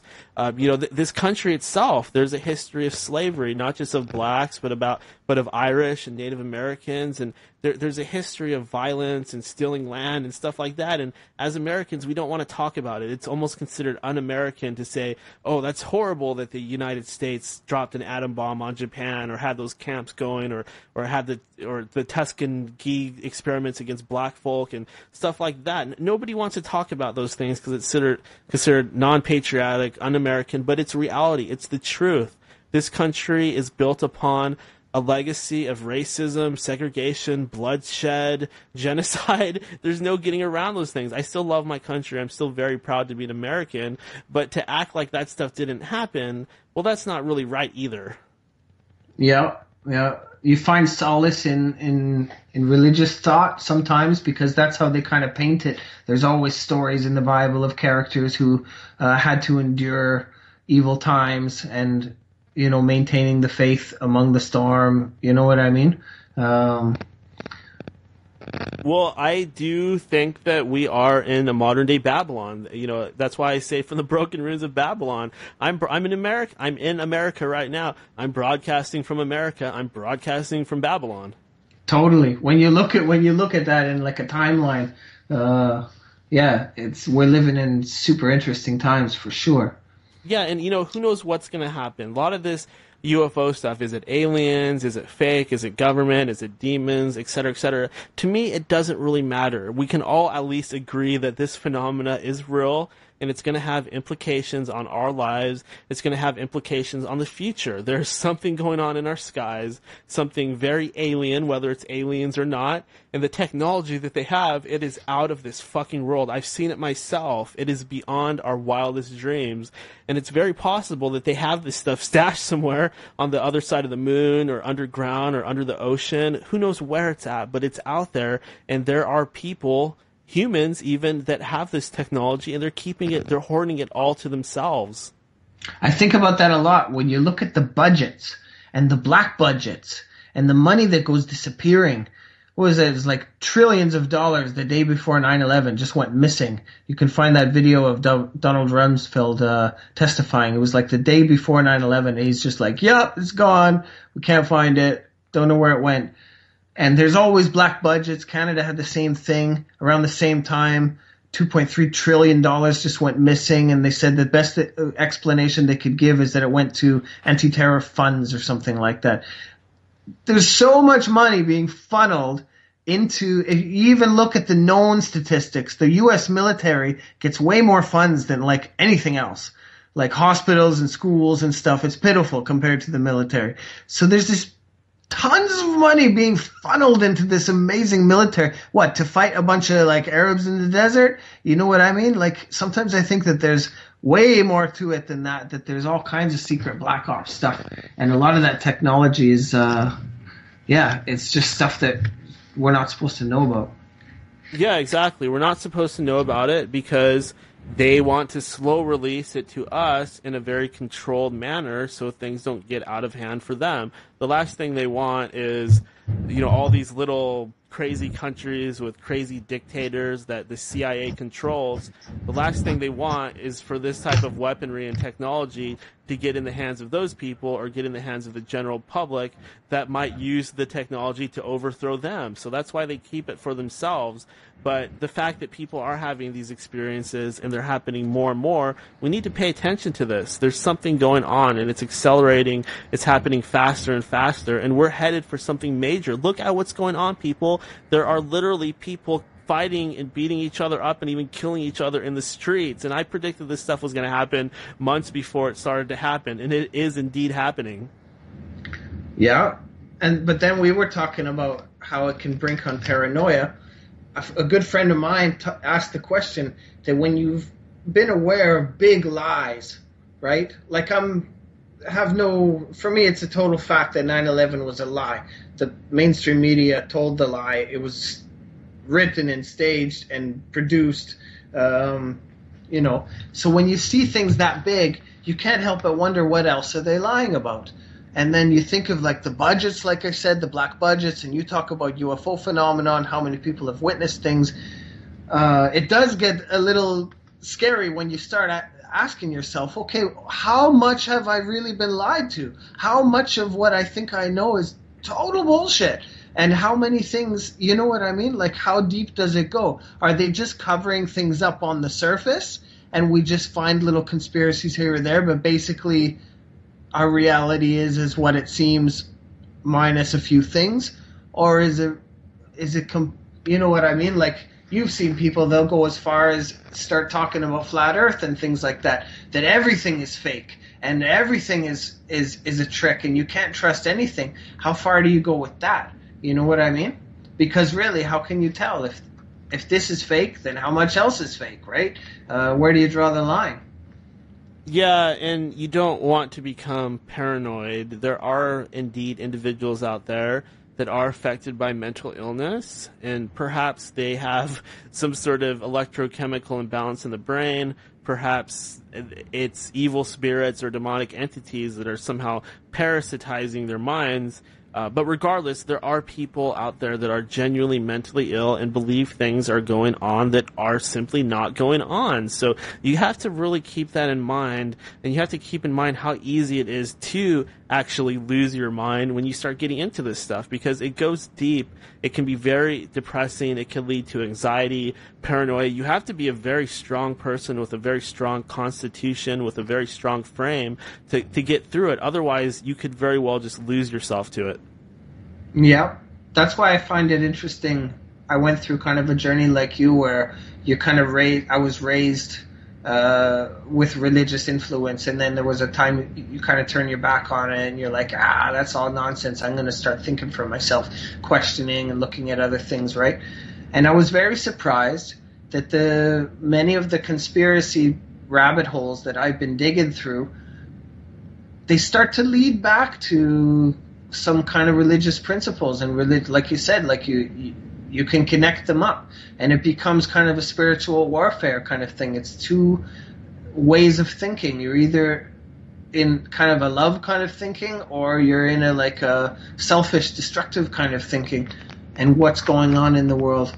So it's interesting when it comes back to that it starts leading in those directions. I find it gives me peace anyway to think, maybe not in any kind of specific religious way, but in somewhere in those kind of terms, it makes it tolerable to think of what's going on, but you can still find beauty in creation. You know what I mean? Yeah, exactly. I think that really that is one of the keys to this, is reconnecting with nature, realizing that your body has chakras inside of it and an energy system, your chi. This is from the martial arts Asian sort of world, but your chi or your ki or your kundalini from India, that is a concept that is very real. And what these evil, elite, cabal, demonic motherfuckers are doing is they are throwing off our body's natural flow of energy. They're doing things to our chakra system. They're screwing it up. They're introducing a lot of toxic, harmful, environmental things on us, the pollution, the fluoride in the water, the stuff in our food, the stuff that we see on TV or in movies that lowers our vibration. This is all affecting our body's energetic field. It's affecting our vibration. It's affecting our mental state. And this is why you have so many people committing suicide out there, or becoming mentally ill, or getting cancer. It's because we've completely disconnected from that healing energy of nature. I mean, if you want to heal yourself, one of the best things you can can do is clean up your diet, take off your shoes, go step in some dirt outside or some grass or some dirt, and just look up at the sun for a little while and let that energy come back to you and become reconnected to Mother Earth. Yeah, but you got to put on like 30 sunscreen before you do that. Maybe that's all bullshit. No, I'm making a joke. We were talking about this, how now everybody's afraid of nature. They'll put on mosquito repellent, spray themselves, and they'll put on sun repellent because you can't have the sun. And it's like, man, that's the sun. That's nature. Like, yes. Why you want to build these barriers? Like, go soak some up, man. You're totally right. Look at the Superman comics. Superman gets his power from the sun, and so do we. Everybody needs to keep that in mind. Well, when you look at a lot of the elite histories, there's a lot of sun worship in there. It's another tangent to go down. You're probably a little bit familiar with what I'm talking about, eh? Yeah, and to add to that, I'm glad that you said something like that, because I want everybody to know out there that just because something is labeled as esoteric or occult, it doesn't mean that it's not true. You shouldn't shy away from it because other people want to trick you and make you think that that stuff is evil. That actually comes from them. They like to control the flow of that information, and they don't want good people to look at this stuff. They want you to go through this slow indoctrination sort of process where you slowly become one with the Luciferian sort of ideals. They want you to go down that path, but you don't need to. You just got to take off all those sort of mental blocks and those perceptual blocks and stop seeing things that are occult or esoteric as evil. And once you can do that, you can reconnect with that ancient knowledge, that knowledge that comes from long before the long before. And a lot of it is stuff about the body's energy system, and it's heavy psychological stuff. And if the common man could reconnect with that knowledge, maybe we would have a real age of awakening and a real age of enlightenment that isn't under the control of these parasitic motherfuckers. What do you think of the ideas that age of enlightenment existed, that there was some kind of an advanced culture on the planet that was destroyed and erased, and everything was like, we're all brainwashed into not seeing that part of our history? You mentioned Graham Hancock earlier. He offers a lot of those similar theories, that there's a time in history that points to when we did have it together and we had all these knowledge and systems that were working, and then somehow it broke and it's been totally covered up and blocked up, and now we have this like alternative timeline where it never happened. Do any of those ideas interest you? Oh, sure, absolutely. The history of the world goes way back. It's all covered up. There was all kinds of things going on that people would not believe. There were giants walking this earth. There were dog-headed people, lizard people, monkey-faced people. There were insectoid people, starfish people with one eye. There are all kinds of crazy alien-looking races that existed on this planet, but it's all been covered up. And anytime somebody finds the remains or bones from one of these creatures, they just label it a dinosaur. And that's basically what's been going on. Anytime you find a creature that does not fit into our understanding of the world, they come up with a new dinosaur. Really? Have there been a lot of different kinds of creatures like that have been found? I haven't heard of any of those things. Oh, sure. It's just when they find a creature, they just mix around the bones however they like, and they'll call it a T-Rex. Who's to say that's what a T-Rex looked like? Maybe we could take the wings off of a pterodactyl and slap it on the back of a T-Rex, and hey, we got a dragon. Wow, yeah, I've heard some interesting things about when you get down to it, how few of the dinosaur bones are actual bones. Most of what you see in the museum is all like kind of recreations with a lot of added stuff, and the real bones are actually like really hard to access. Yeah, and if let's say you found a humanoid that looked like a lizard-faced man, well, all you have to do is realign the spine, attach a tail to him, and have him bend over, and suddenly he's a velociraptor. Interesting. I never heard of that before. Oh yeah, it's totally true. A lot of those dinosaurs and the bones, it's just patched together. There was a time when they were just trying to come out with new dinosaurs because they're all competing with each other, and they were just making them up because they couldn't find them fast enough, and we really don't know what those things look like or how they function or what the Earth was like at the time. There's probably all kinds of, I mean, even what's accepted. If you look at some of these prehistoric animals, I mean, they're just out of this world. Like, some of these, the Spinosaur, something like that, or some of these underwater creatures that were just huge monsters, just true sea serpents. I mean, if that alone is real, and we know that those things are real for sure, then why would anybody question that there's other types of strange creatures out there? I mean, just look at what's alive today at the bottom of the Mariana Trench or the bottom of our oceans. There's giant squid that could pretty much eat a person easily, and things like that. I mean, come on, the world itself is full of such a diversity of life that why is it hard for anybody to believe that there could be creatures in the past, in the times of Atlantis, that there could be dog-headed humans or races of lizard people and things like that? I mean, it makes total sense. Well, it comes down to, how much do you consider just possible versus how much have you actually seen something to where it becomes more real, more probable. You know what I mean? Like evidence. We can speculate about a lot of things. But yeah, the whole idea that history has been like kind of covered up and rewritten is something that's been catching my attention a lot lately. Absolutely. Even the past that's in the history books, they obviously ignore certain things. Oh my God, it's getting so bad that you have to really... They say the winners write the history, right? Yeah, and it's really getting bad because now with all this, Alex Jones fake stuff going on, now they're able to go after me or you. If you were to say, oh, 9/11 was an inside job, they'll say, Masato, that's hate speech. What about the families of the people that died? You're a horrible person. They're going to sue you. Yeah. We're going to kick you off this and that. Yeah, the censorship is getting strong for sure. Hate speech and all of that. You were talking about anti-Semitism.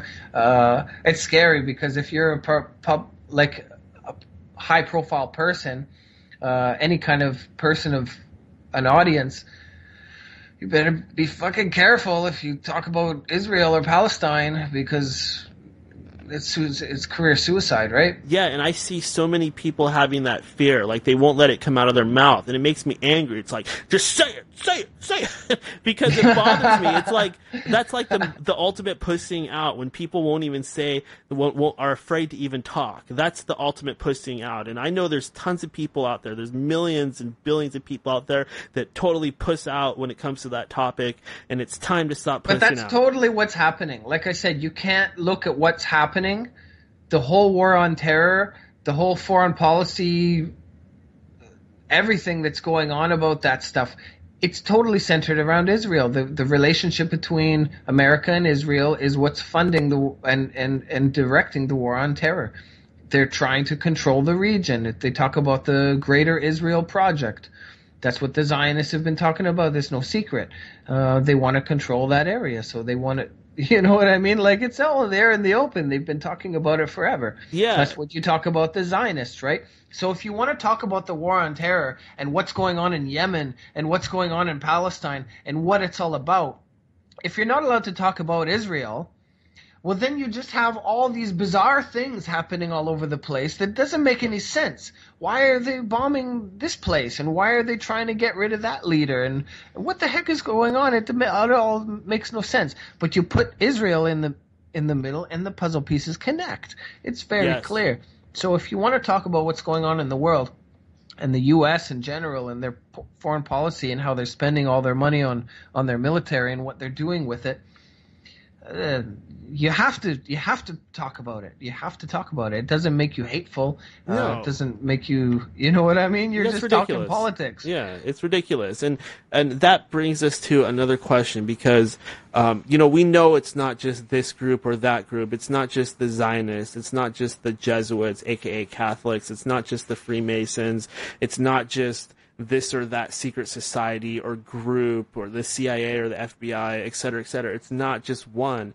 All of these organizations are under the umbrella of something, and that whatever it is, some people think it's aliens, some people think that these are spiritual hierarchies and they're channeling information from somewhere, but really you got to look at what all these different little groups have in common. They're all into black magic, they're all into pedophilia, and they all seem to be into Luciferianism as well. So if those are clues that can help us figure out what's going on, then I think that we should look at that stuff. Maybe it'll get us somewhere. Well, you're very brave to be calling those things out, because I understand that for many, many people, these ideas that you're talking about just like make absolutely no sense at all. But for those who've been digging and looking at things deep enough, you can't ignore these parts of the puzzle.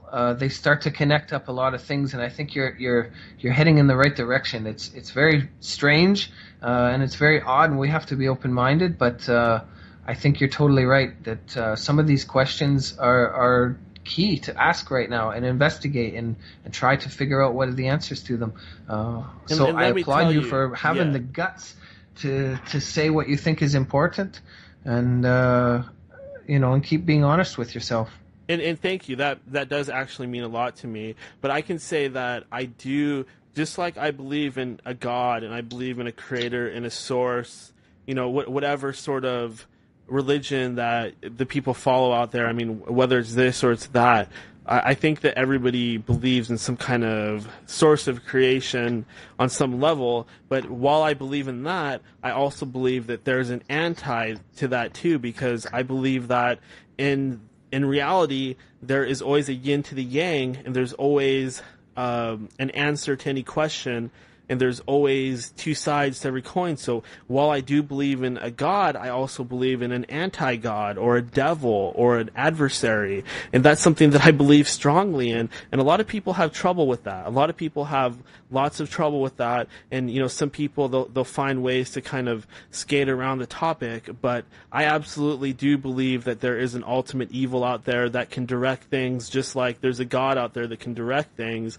It's like magnets, man. There's a positive side and there's a negative side. There's two different ways that we can function. We can function creatively, or we can function destructively, and yeah, exactly. It's our choice. Exactly, Masato. And while you have a guardian angel watching out for you, you also have a dark passenger there too. That's interesting. I like to. It's not a comfortable thought to think, but you're probably right. Everything has a balance. Everything has a counterpoint. I was just recently researching in a lot of these esoteric architectures in cultures all around the world. You talk about like a global culture, right? I forget how to spell it. It's called triptych. Tri, I guess, for three, and then Tych. There's this pattern of having three doors. It's in the Aztecs, it's in the mosques, it's in the synagogues, it's in the Christian churches, it's in ancient stuff. It happens all the time. It's three doors, one big one in the middle and two on the left and the right. And the way that I had it explained is that the left and the right represent the two opposites.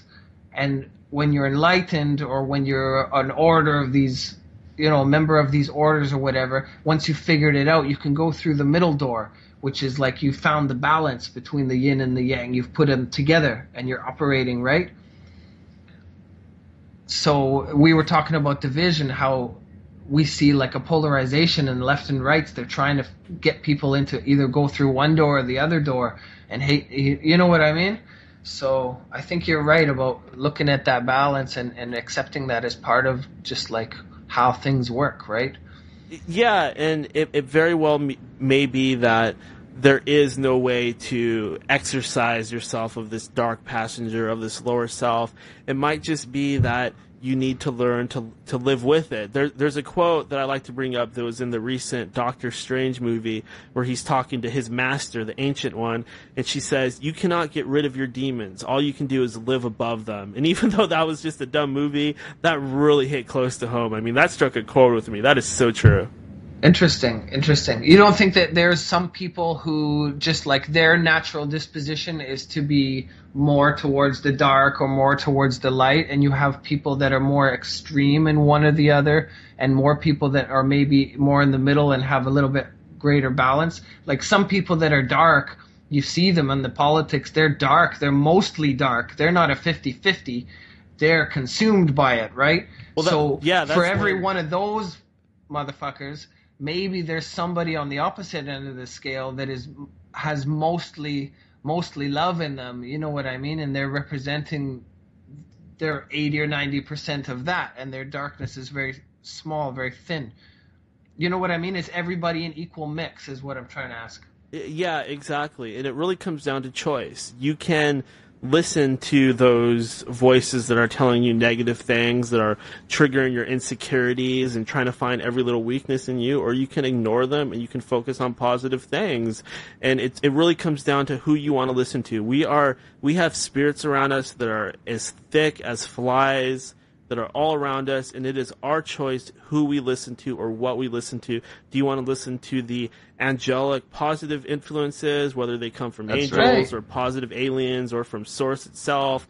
Do you want to listen to that frequency or that radio station, or do you want to listen to the dark shit? Do you want to listen to the voice that's telling you you're worthless and you'll never be able to do that, and to hate women and to hate men and to be bitter and resentful and want to get everybody back? You decide what alignment you have. It's like a choose your own adventure. That's right, man. That's the truth. We were talking about how you can manipulate that our thoughts create reality, right? Energy flows where attention goes. Our thoughts create reality. If you want to build something, it's impossible unless you visualize it ahead of time and you make the decision that you want to build it, right?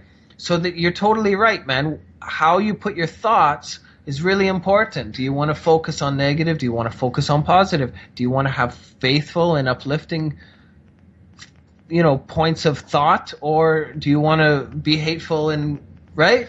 It's really important.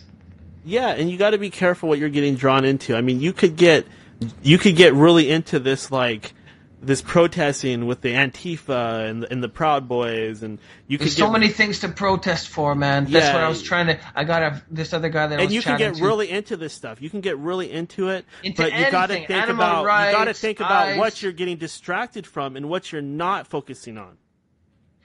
Yeah. It's not internal work, not direct work. There's always something. People and I feel for these people. They have like one issue.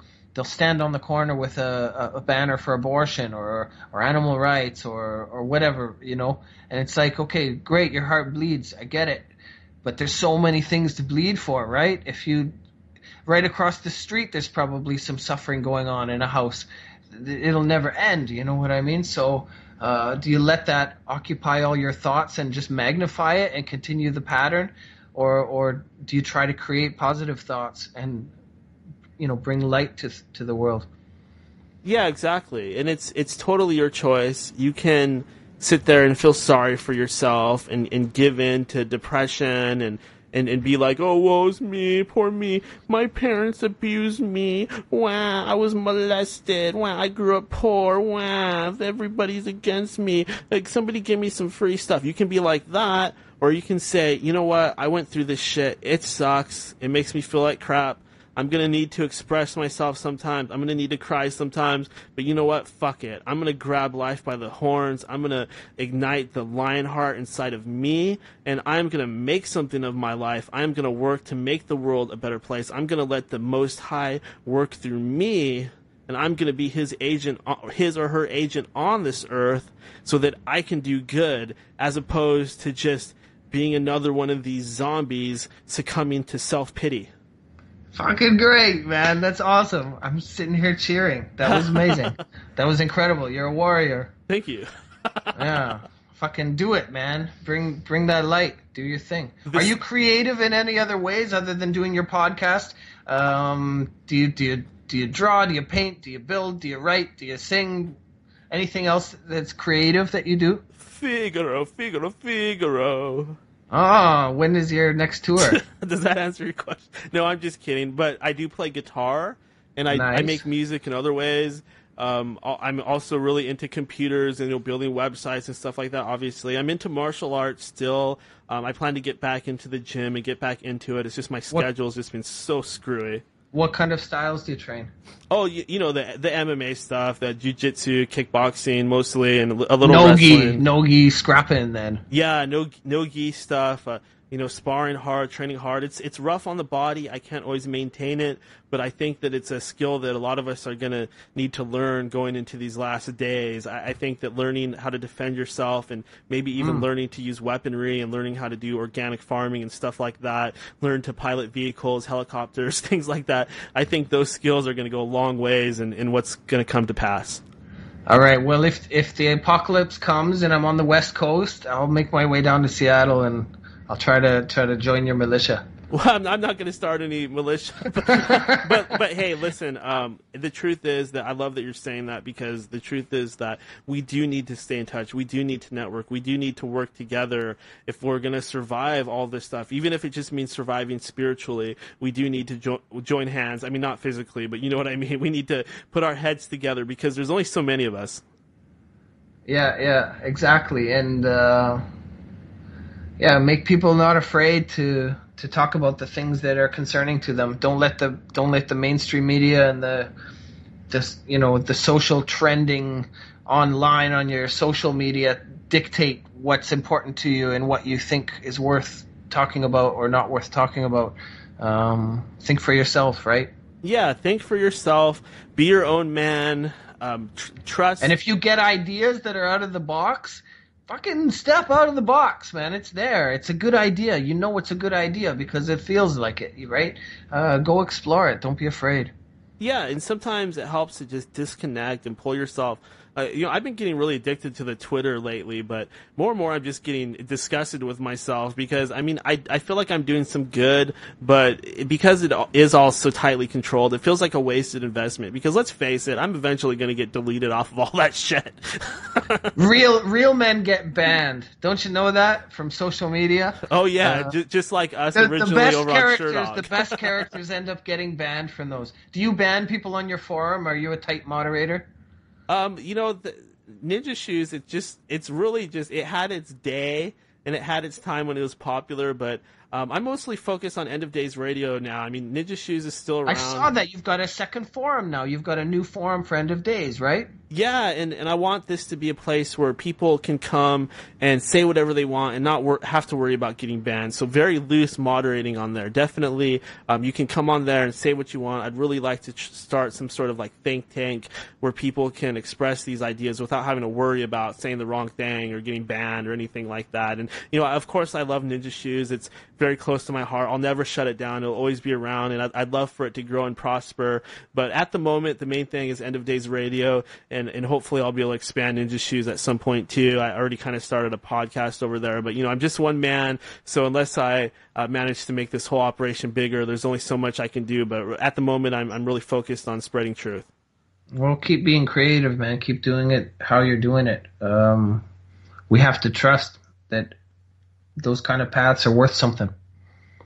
Yeah, exactly. You have to trust in what your mission is, what you know deep down you are put on this earth to do. You have to get in touch with that intuition.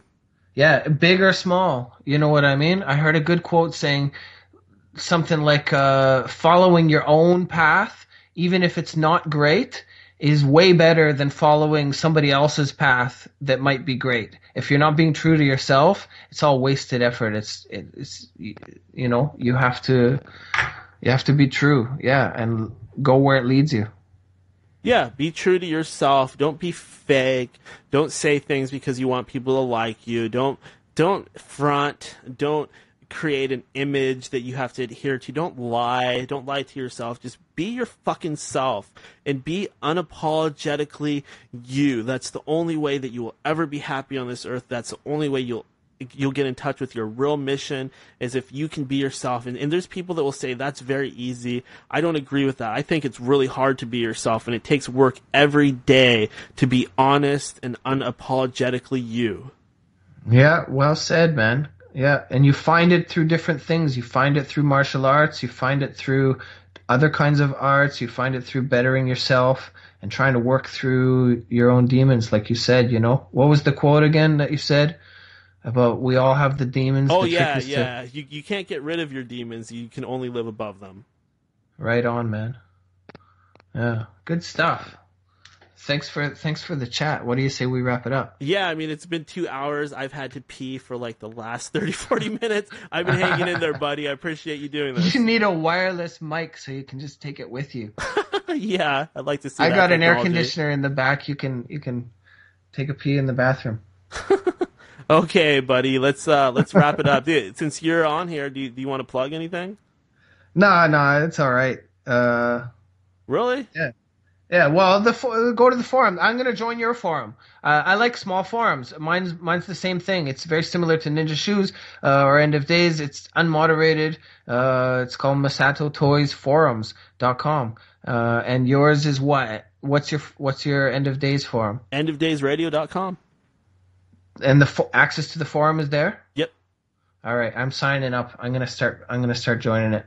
Okay, I had to cool. cut my forum stuff down. I used to, like I said, be a Sherdog addict, right? I had to pare it all down. It's just like, okay, fuck all those forums. I'm just going to make my own, keep it small, and get on with my day. But I'll join yours. Yeah, and if anybody has anything they'd like to promote on that forum, there is a signature link you can use. So if you want to, I highly encourage everybody to use the forum to promote their own truth. So if you have a blog or a podcast or something like that, I'm so like non-competitive with this stuff. I can be competitive in my day job, and I keep it there. This is all about spreading truth. It's all about standing hand in hand and helping each other out. So I'm all about cross-promoting. I mean, I'm not going to let anybody straight up hijack or use me, but I am all about cross-promoting. So I want to help all of you out there get your stuff to the forefront and have as many ways that you can advertise it as possible. Right on, man. Glad to know you. Yeah, awesome. Love it. Have a great night. Thanks again. All right, my friend. You have a good night. Peace and love, brother. Peace and love. Okay, and that is Masato Toys. Very cool guy. Having a lot of fun talking to people that are like-minded and have similar beliefs, and somebody that actually want to interview me. How cool. I hope all of you out there learn something about me, but I do have to step outside, so I'm going to go ahead and throw some music on, and I will be right back.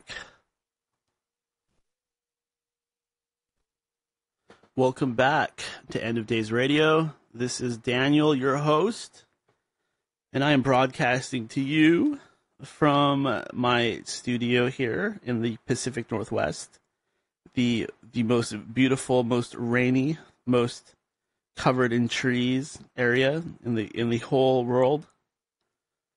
Come here if you like Bigfoot, and you like clouds and coffee, and if you like Daniel, you'll enjoy the area. If you like homeless people, if you like stepping in homeless people's poop, or having them try to choke you out with a shoestring from behind unexpectedly, join me here in the Windy City, or the Rainy City, whatever you want to call it. So I don't know if I already talked about this or not, but I heard, or I read, or I saw more specifically that in the old days, when they did not have toilet paper, they would actually use rocks. They would use rocks. Can you imagine that? You just pinch the loaf, and you have no leaves around, or maybe you do, but you just suddenly realize, hey, I've got this little satchel full of dry, dusty stones. What works better than these babies?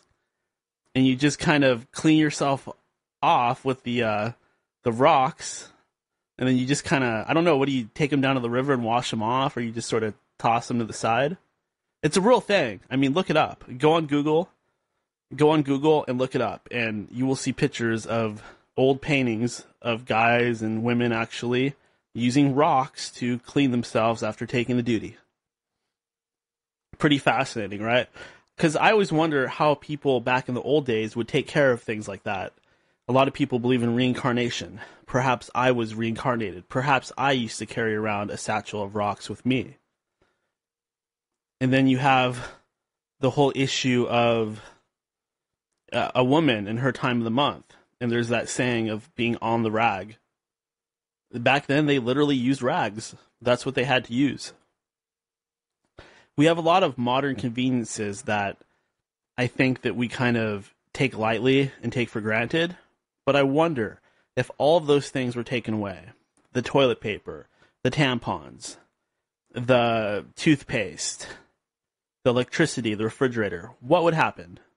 Would we all just die, or would it not be as bad as we think? Would we adapt? There's a lot of movies and TV shows about the topic, but I have to wonder, what would happen? A lot of stuff going on in the news.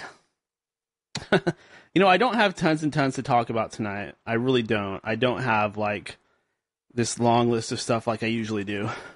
I've been going through some shit lately, and I wish I could be more in-depth about it, but I really can't. But suffice it to say that there have been some major changes in my life. Some positive, some negative. And when you have stuff like this going on, it's like, how do you not let it weigh on your shoulders? How do you not let it hurt you or bring you down or make it so that you don't function on all cylinders or function at 100%? Sometimes it might mean bringing things to a conclusion so that you can move on and you can be happy again. But it's really hard sometimes when you get into these situations that are just confusing and you're not sure what to do. And something is not right, but you're not really sure how to sort it out. There's times like that. And I've been going through something like that lately. The past however long it's been, I have really been struggling.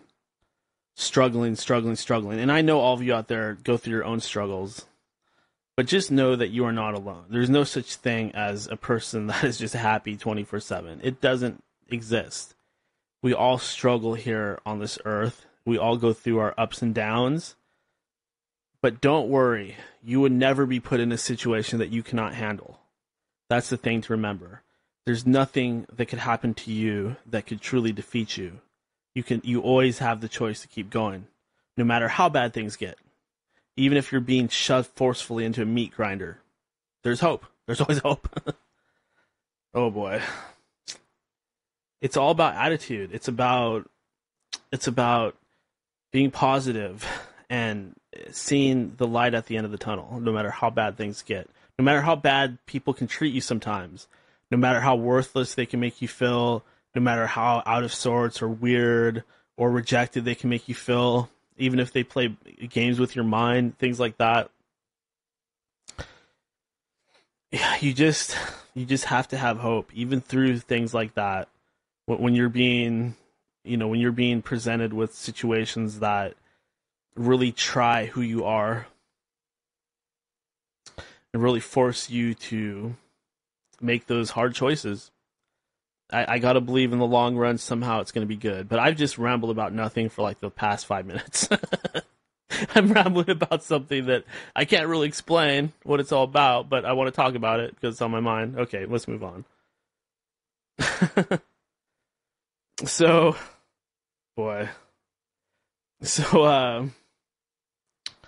I don't really have a mind-blowing moment of the day today because I was the person being interviewed, so that would be kind of weird. So I don't really have one for this show.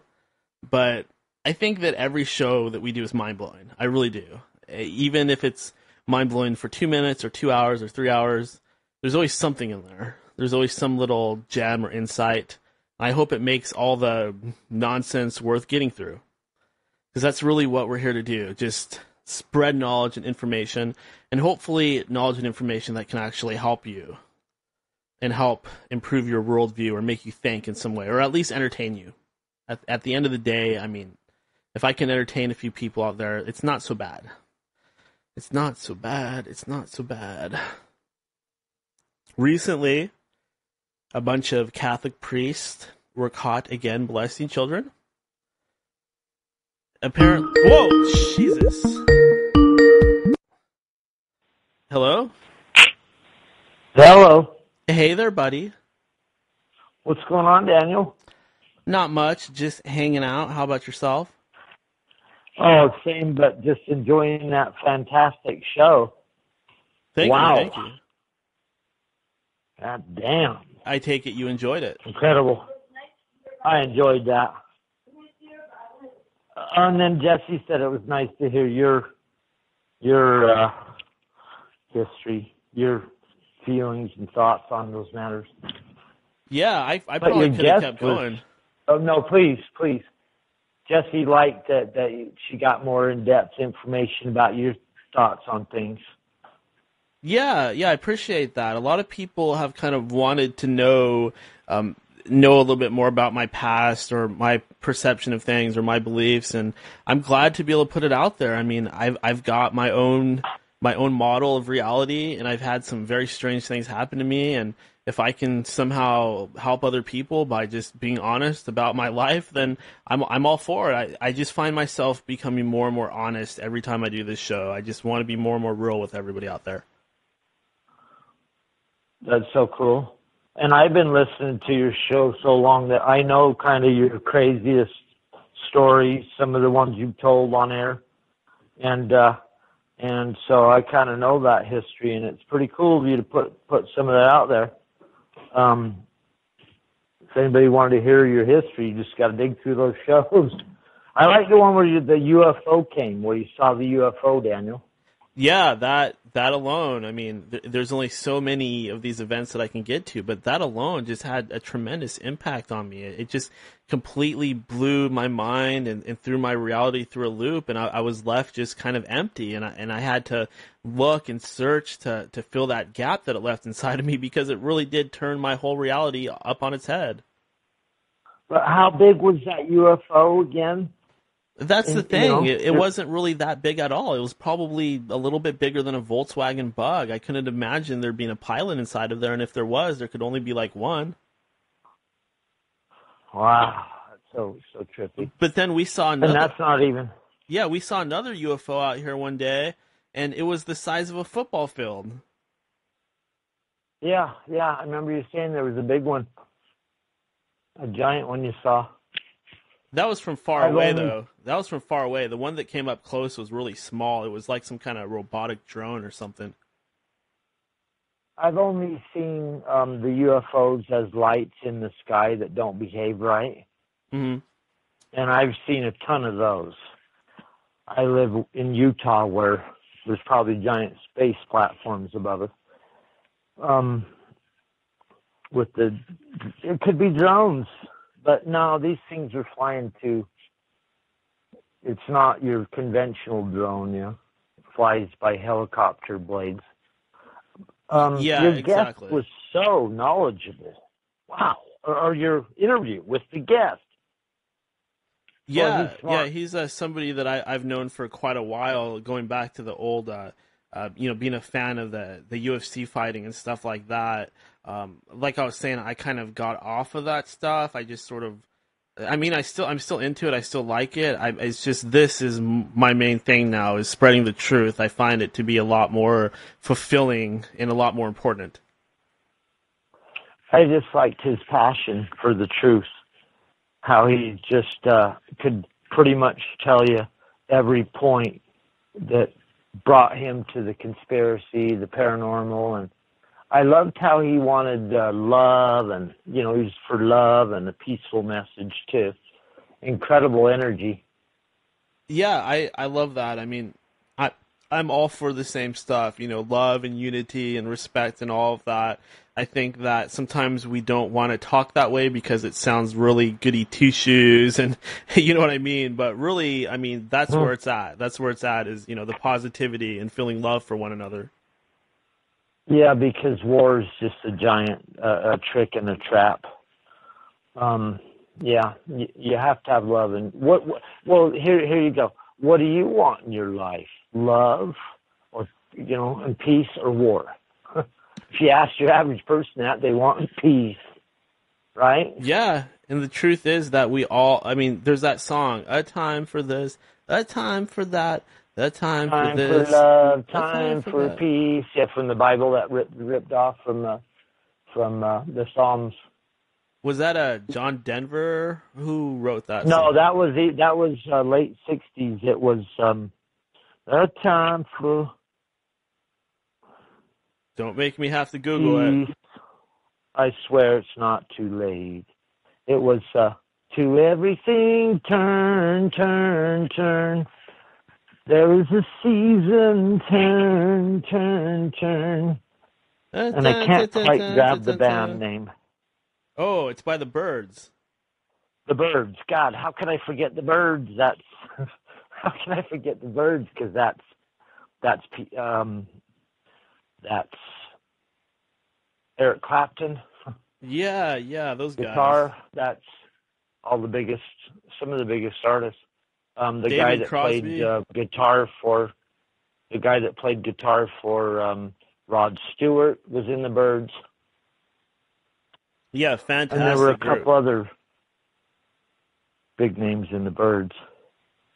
But that song just says it all. That there is a time for love and there's a time for war, and it really is about balancing these things. There's no like extremes. Yeah. We really have to realize that every situation is different and takes its own means to take care of it. That's why this, pushing ideologies and pushing things like that, it just doesn't really work because every situation really is different. Well, that's why your show's so powerful. It's an open platform, and you've already stretched the limits of the imagination with your guests and everything else. Yeah, it's not a conservative program. It's not a progressive liberal program. It's none of those things. It's just, whatever you have to say, whatever your opinion is, if you're transgendered or you're the opposite end of the spectrum and you're super like Dwarf. Religious, whatever. Yeah, you're a dwarf, you're whatever it is. I mean, you can come on here and you can give your piece, you can give your perspective. I'm not asking anybody to hold back. It's all about freedom of expression, freedom of speech, freedom of free-flowing information. It's pretty incredible. That's why I've always loved it, Daniel, because it's pretty valuable. Mm-hmm. And listening to you being interviewed, I realized how smart you really are, because I agree with you on about 90% of what you said tonight. You are a smart mother humper. And the thing with me is that if you sat me down and maybe do a bunch of tests, I probably wouldn't do much better than anybody else. But the thing is, I just believe in my intellectual self. I believe that I can be as smart as anybody else. I believe that I can understand anything. And because of that, I'm a little bit more unleashed. And really, I think everybody out there is smart. Everybody has the potential. You just got to get into it. You got to get interested. You got to realize that science is exciting, that these things are exciting, and even math can be exciting. It's not all boring, because when you go to school, they force stuff on you and you start to hate it. But if you can reignite that passion about learning like I did, then you can appear smart too. All the original forms of science and stuff, yeah, they want you to think that's not cool. You should go watch a Justin Bieber video, yeah. Yeah, he's kind of getting older now. Isn't that Justin Bieber kind of getting older and losing his looks a little bit? Well, I haven't seen him in the news for a long time, because you'd see him in the news every once in a while getting busted, for something or another. But pretty goofy Justin Bieber. Something more important, Daniel, and it's that, synchronicities. And then your guest, I keep thinking as your guest because it was a half interview, now you're live. But the guy that, what was his name? Masato. Masato, big shout out to Masato. Please keep expanding your mind, and any questions you have, go to Daniel. or go to one of my guests. Yeah, just comb that history of your show, and you're going to have your mind expanded to the possibilities, because a lot of this is mystery, right, that we speculate on. Yeah, exactly, and I'm probably wrong about a lot of things, but my best model is my best model. I just have to be honest about what I believe. That's the best I can do. Yeah, and you do a great job walking that tightrope. And it's not easy because a tightrope. Yeah, it's not easy because no matter what, I'm going to offend somebody. Oh yeah, no matter what you do, somebody's going to get mad. So just put it out there and let the mad ones come you. But don't fall for the machine consciousness. That's what's so dangerous about our time right now, Daniel. They're creating an environment where the violence can come to your house. Yes. That's what's going on. There's not a real debate about left and the right, because that's phonier than hell. They're creating this situation so that nuts can come to your house, and then it's all everyone understands it and walks the other way. That's why they got killed. Said something he didn't like. Yeah, exactly. You're completely right. The like I was saying with this Trump stuff, he is really riling up the far left, and he's creating an environment where these people, they're actually going to people's houses and following them around to restaurants and doing cyber sort of stuff against them and looking them up and finding out who they are, messing with their jobs, stuff like that. And both sides are doing it. Both sides are kind of being manipulated into doing it. Both sides. And they are creating a situation where people are going to get very scared. There's a lot of fear in the air, and it's all manipulation. They're trying to make us afraid. That's what this whole Alex Jones banning stuff is. They're trying to make us afraid to speak out. Yeah. And they're letting you know. That's what it is. It's a calling card that tells you, hey, we're here now. Maybe you didn't think we were here, and we're here. And so you can watch it play out on TV in front of you, so as your reality changes real quick, you'll already know what happened. Yeah. They can play like Plato's cave, the shadow on the wall in front of you. You just watch that shadow, and you think you knew what happened with the world. They've already presented the story, changed our culture. Your guy earlier, Masato, was asking you pretty deep questions. He's pretty smart. He's drilling in on it, but he's not quite getting to how twisted the deception is, how deep. Yeah, and that's the most disturbing thing about it, really, is how deep the deception goes. We're talking about deception built upon deception built upon deception. It's not so easy as, he's lying to me. I know he's lying. I'm not going to trust him. It's not that easy to see through this. Yeah. We're talking about the manipulation of public consciousness, of society, of the world. It's not that easy to unravel when it's built on top of a fake history and fake science and fake leaders, and it just goes on and on. Fake conservative religious groups. Yeah, that too. It does expand That's into why religion. have a ton of power. Besides the left-wing radical side, you got the conservative right-wing that's funding organizations that put out so much information. This is what they do. Yeah, the John Birch Society. Well, John Birch Society, a classic example. You can't say, okay, there were John Birch members connected to the military-industrial establishment. Okay, let's get into this. What this is about is after World War II, we started fighting the commies, if you want to understand what's going on. So get that first. And we brought the Nazis over to help us fight the commies.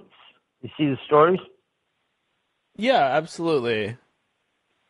And so the communist thing is the counter to the capitalist thing. It's the Hegelian dialectic. Well, I do know that both, especially the communist movements, they are completely funded by the elite, and they seem to be used whenever these elite want to overthrow a government. They get the people all riled up. Oh, we want communism. We want communism. Then it's always going to slowly drift out of communism because it doesn't work, and they could always bring it back again. It's like the gift that keeps on giving. That's because our universities are full of left-wing historical context that they're teaching the kids here. They don't teach the Constitution or nationalism. They teach globalism. And if anybody was talking like that 20 years ago, they'd be driven right out of the country. Well, people were talking like that, and the John Birchers were saying that in 1963. So when the John Birchers come out, they were using true stuff to tell you why you should be scared of the commies. And that's why their stuff is still held as powerful today, because they told you the truth about the financing of the bankers and the Bolsheviks and the communists, because they used part information that was true to spread the fear. They're going to change our Christian system because commies are atheists.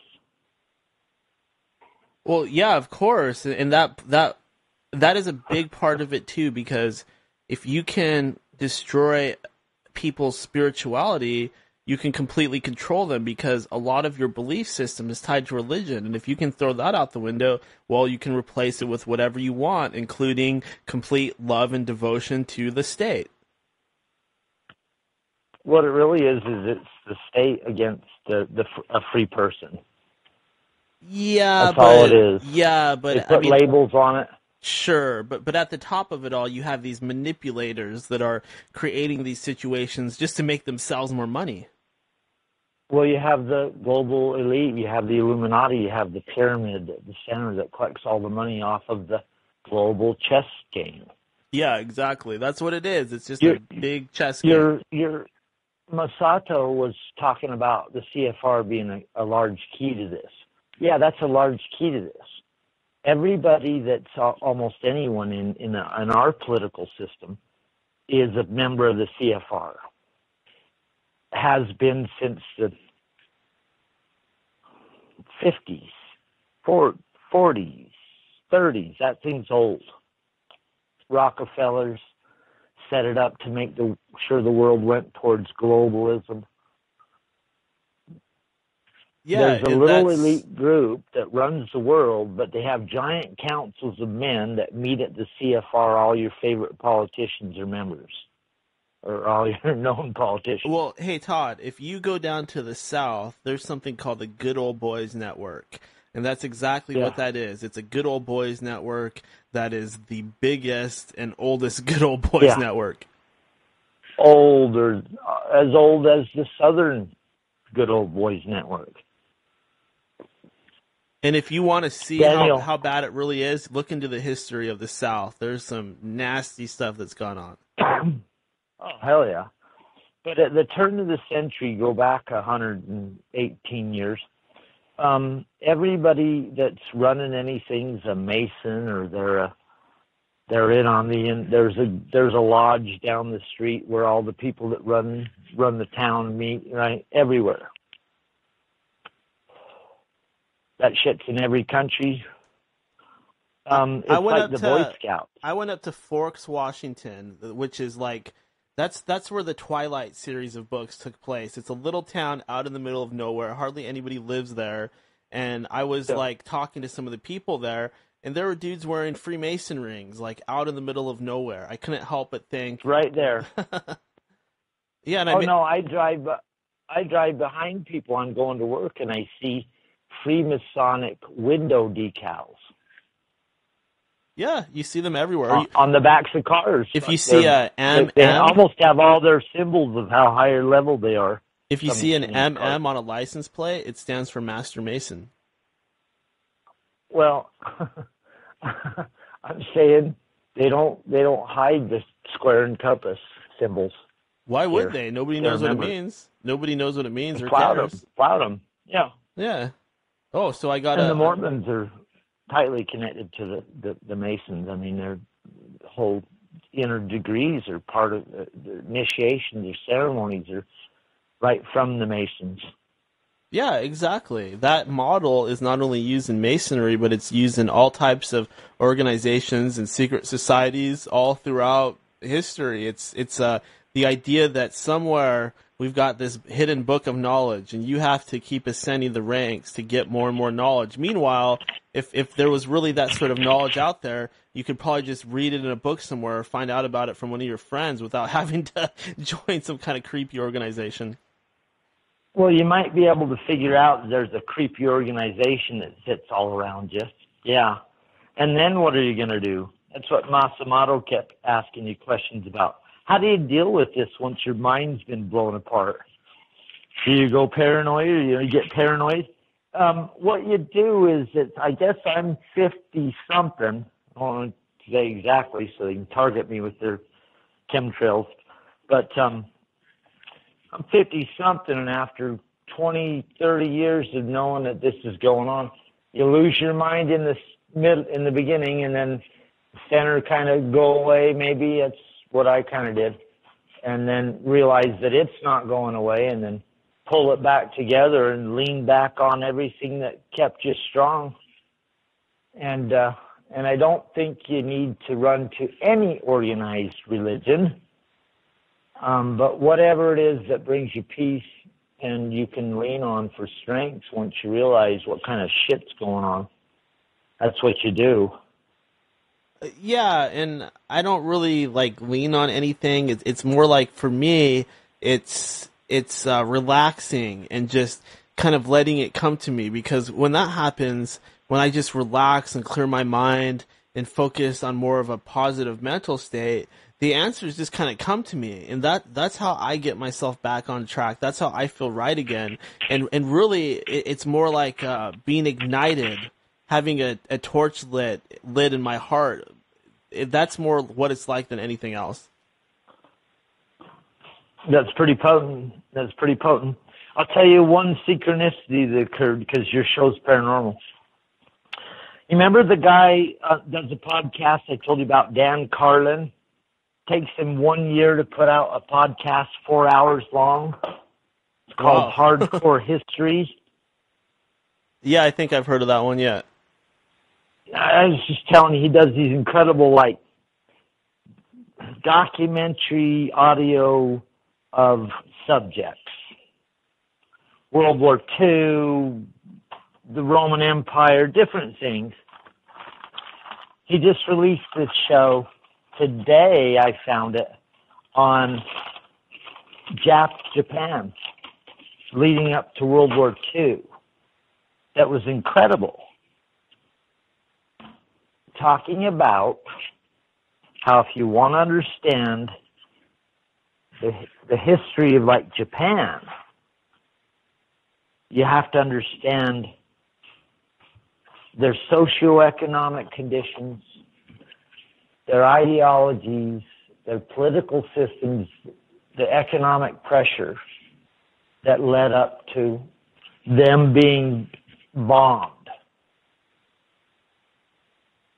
by the United States. So go look up that show, Hardcore History, Dan Carlin. Yeah, it's a part of history that doesn't really get a huge spotlight thrown on it. Obviously, World War II, we're very focused on Germany and the Nazis, and with Japan, it's they just kind of wanted to join in, they wanted to take over, but they don't really talk about any of that. They were the smaller brother, the little brother. And Hitler was going to betray them eventually. Yeah, and Hitler was going to betray them eventually because they weren't pure whites and they weren't Aryans. Never mind the fact that nobody really said anything like that. But people don't realize that Japan was so incredible. The world never actually seen anything like Japan before they got defeated in World War II. And that's why we dropped bombs on Japan, because they were more scared of Japanese people and what they were doing than the Germans. Well, yeah, that's very true, Todd. It's because Japan was seen as invincible, because up until World War II, in their entire history, they never lost a fight. They never lost a war. And there were some pretty freaky things that happened when China tried to invade them, too. They were getting hit by these crazy, huge typhoons. So the country just kind of had this aura of invincibility around it. But as we know, it eventually was shattered. What happened was the Japanese were the Japanese fought the Russians before World War II, and they fought a couple other groups. So they were pretty tough, and they were very smart, and they tried to side with the capitalists. They tried to side with the colonialists. But the colonialists were smarter and kind of outmaneuvered them. But the reason that Japanese were so revered for kamikaze pilots, and this was the government itself leaned on the old samurai traditions to train the soldiers during the whole build-up. Yeah. And let me tell you another reason they were so effective. People in Japan, just like America, were expected to turn in officers above them that were given corrupt orders. And so none of the branches got along, so they're very powerful. They could correct their mistakes. Yeah, that's really interesting. I think that in the case of Japan, you had a country that was very isolated and definitely had a very strong warrior spirit, but at the end of the day, you just can't compete with the economic might of the United States, and eventually they were just outnumbered and outgunned. Obviously, we had a lot better technology at the time. The U.S. wasn't gunning for them in the beginning. The U.S. wasn't really a military thing before World War II. We weren't like, yeah, let's go to war. It wasn't like today where we war everywhere. And so Japan ended up siding with Germany, Prussia, long before, and learned their incredible techniques. Japan was smart. It said, let's learn what they're doing and let's do that. They put a lot of money into learning what the other countries were doing. And it's one of the reasons they probably spared them when it was all over and left them intact with their leaders and their rulers and stuff. Yeah, it was definitely, you're right, they did kind of leave them intact, but the spirit of the country was really broken after that, because that was the first time they were ever handed a military defeat, and it was very shocking because the Japanese people, they thought that they were the children of the sun, and that they were invincible, and once they finally realized that they weren't, it was like, oh my God, and then they couldn't even have a military after that, and then the United States had to have bases, and then the nuclear stuff happened, and then Godzilla started attacking the country, and then things got really weird. One of the most incredible parts about Dan Carlin's show is he points out that in 1974, they stopped the last Japanese commander who had held out in the Philippines and was still killing people because he didn't realize the war was over. The only way this guy would come in is if his commanding officer ordered him. So they found his commanding officer 40 years later. He flew into the jungle with newspapers to convince the guy that the war's over. Holy and crap. There was numerous people still fighting in the jungles from Japan that didn't know the war was over years and years later. And they wouldn't believe it till they saw evidence. And so my point is the Japanese used a very powerful, the government system on their people before the wars started that worked very effectively. When they found the soldier in the jungle in 1974, he couldn't believe that the war ended because he didn't believe that Japanese would surrender. Yeah, there you go. They go. were so convinced. No, we never surrender. They had letters from mothers saying, here's a knife to kill yourself if you get taken, captured, because it's better to die as a warrior than... Yeah, there's a lot of strength and that mentality. It's very similar to the Viking berserkers who believe that if you die in battle, that's the only way that you're really going to go to the good place, Valhalla. Yeah, there's only a few cultures on Earth that you can point to historically that went to that extreme to defend their country, and were so convicted. Yeah, and the Japanese were one of those. Yeah, that's very true, and you still see elements of that culture today, but it's just not quite the same. Japan does not have a standing military. You just don't really see that anymore, and at least we get some pretty cool inventions coming out of there, though, and some creepy things too. But Japan's a pretty cool place overall, I think, and I'm very proud to be part Japanese. Yeah, that's cool, because the Japanese references come up, and right on Japan, go. Yeah, but yeah, Daniel, absolutely. But let me bring something else up with you, Todd. Did you have something else you wanted to talk about real quick? Well, yeah, Israel. Uh-oh. Because you were making so many comments on that, and then that'd be the last thing I'd have to say tonight. Okay, let's bring it up again. Let's talk bring about it on. All right, let's bring talk it up about again. the naughty topic. Well, let's bring it up again. Yeah. Goddamn no. I read some history of the Palestinian-Israeli conflict a long time ago that explained how the people on the Palestinian side, some of their most incredible, most fervent, their leaders were rounded up about 30 years ago and all thrown into prisons and tortured. And they created some of the strongest resistance fighters you ever saw once those guys got out on the Palestinian side. And so that conflict's being fought with deep hatred that's gone on for a lot of years. And you can almost, the article that I read a long time ago pointed to, you create your own enemy.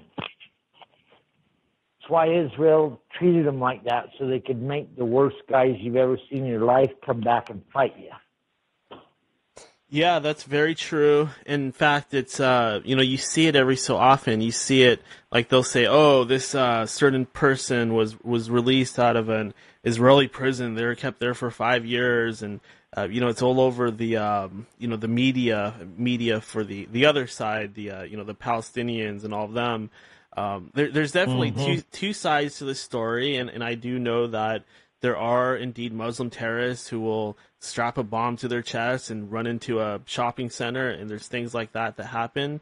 But really, that hatred, you're exactly right, Todd, that hatred that gets created when you have war and you have what's going on is you create you create enemies on both sides. And when we send those drones over there to blow up Muslims and destroy their farms and their homes and their factories and things like that, we are creating the enemies of the future. And you hear people say it, but really, does anybody really take that in consideration and try to change the public narrative? No, it's still Muslims are bad. We got to watch out for them. Hate Muslims. Yeah, so go watch your mainstream news and then go watch NPR, government-sponsored news, and think you're going to get the big picture, when all you have to do is realize we've been bombing the Middle East for 30 years straight. There's certain countries I think we've been dropping bombs for 30 years straight. Nonstop. That's a lot of bombing. So, yeah. So how does that sound? You're enjoying a picnic next to you. Yeah, and that's exactly like how it is. Because we go through our daily lives, we go to work, we come home, and things are kind of good here in Rome. Being a citizen of Rome, it's pretty easy going. You have a lot of luxuries that you can enjoy. The price of bread is slowly going up, not too much. Yeah, Not getting bugged yeah. yet? Things get more expensive, but we can still go to the store and buy our Nike Nike shoes. Nike Jews? What the hell? Nike might come out with a juice soon. What's on my Grow mind, some Jesus? Nike shoes. But yeah, we have all those modern sort of conveniences, but yeah, in another country over in the Middle East, completely different life experience. It's a day-to-day survival, and it makes me feel awful to think that I have it so easy, but that's the truth. I mean, one of these days, our comfort is going to be shattered. I don't know what exactly is going to happen. I don't know how it's going to happen, but it's not always going to be peaceful like this. Eventually, we're going to have to deal with the same type of stuff that they have to deal with in those really hot places all over the world. Well, I'm going to say a couple of slogans I've come up with over the years that are powerful, and it's this. Supporting the troops means you care about what you're asking the troops to do. Am I wrong? No, I totally agree. That's the truth. I mean, look at Adam Kakesh. It's not rah, rah, rah, rah, no matter what they're doing. No. You support them if they're doing good, as you would anyone. It's not a fucking whatever they do, it's awesome. No. It's if they're doing good, right on. And then you care about what they're being asked to do. That's supporting the troops. It's not going to the football thing and getting excited when the thing plays. No. It's knowing what they're doing and really giving a shit about it. And that's the problem. People don't really care like they should. We are brainwashed with the mentality that supporting the troops means supporting the leaders that send our troops to go die, and obviously that is not right at all. There's no person that isn't valuable, whether they're in the armed forces or not, and those lives absolutely shouldn't be wasted on a war that us people here at home can barely understand. I mean, how many people understand why the Vietnam War started? It's hard for me to even explain. But do you see how they confuse the average person with, like, you're patriotic if you just stand up and wave when the army comes by or they ask for donations. But don't ask no questions about what we're doing or think about the longest war in the history of the world or of our country that's been going on for 17, 18 years, never ends. Don't connect that, Daniel. Yeah. And, Todd, I did want to change the subject just a little bit. Oh, yeah, something I want to bring up. And I'm done with the... Well, this is actually... Israel. This is actually kind of along the same lines because what I wanted to talk about is another thing that's not really getting covered. We know the stuff happening in Gaza really isn't being covered like it should be. But another thing that's being covered up is this civil unrest going on in Sweden. It's just happening, yesterday, the day before, and today. Have you been aware of any of this? It's like not in the mainstream news at all. I haven't seen the news this week on Sweden, but I've been listening to the reports from Sweden for a number of years now. Yeah. Well, basically, what's going on is the immigrants, the Muslim immigrants, are actually revolting and rioting, and there's a bunch of fires in the street, and cities are being torn apart, and there's all kinds of fighting going on. It's getting really bad. Really bad. Yeah. Well, they bring in mass migration from the war. This is old. They create a war somewhere where everyone that isn't part of it has to get out of the country or die. The immigrants flow to the countries next door or they're over, and then the people behind the immigration flow can sneak whoever they want in there. And the conflict between the Muslims and the Christian world's been going on for thousands of years. And it's a conflict over in the Middle East. It's a conflict. In the West, it's not a conflict. It's a terrorist guy. Over in the Middle East, it's nonstop bombing and warfare. And so you got that spreading into the east. And they or don't, the north or the they don't, south. yeah, they don't want anybody to talk about it. They don't want anybody to cover it because it makes the whole globalization, no borders, welcome immigrants. It makes it all look bad, and it's proof that it's bad and that we you need can to do see something it. You about can see it. it. Listen, if a country has an immigration policy where bring everyone here, everyone, then they've flooded their whole country with people that are counter to their own system. And then when there's hundreds of thousands of them, tons of them could hide and be sleeper cells in a battle that moves that direction. God, in Germany, if you can't buy a copy of Mein Kampf in Germany. Did you know that? Not specifically, but I know that sort of stuff is Okay. banned. Anything Nazi related is banned. Anything Nazi is banned in Germany. And not that there was any word Nazi ever even used in Germany, really. What we're talking about is the German Socialist Workers' Party. So ever since World War II, Germany's been beaten down with Hitler was your president once, so you should forever feel bad and never question what our country did. Bow your heads, yeah.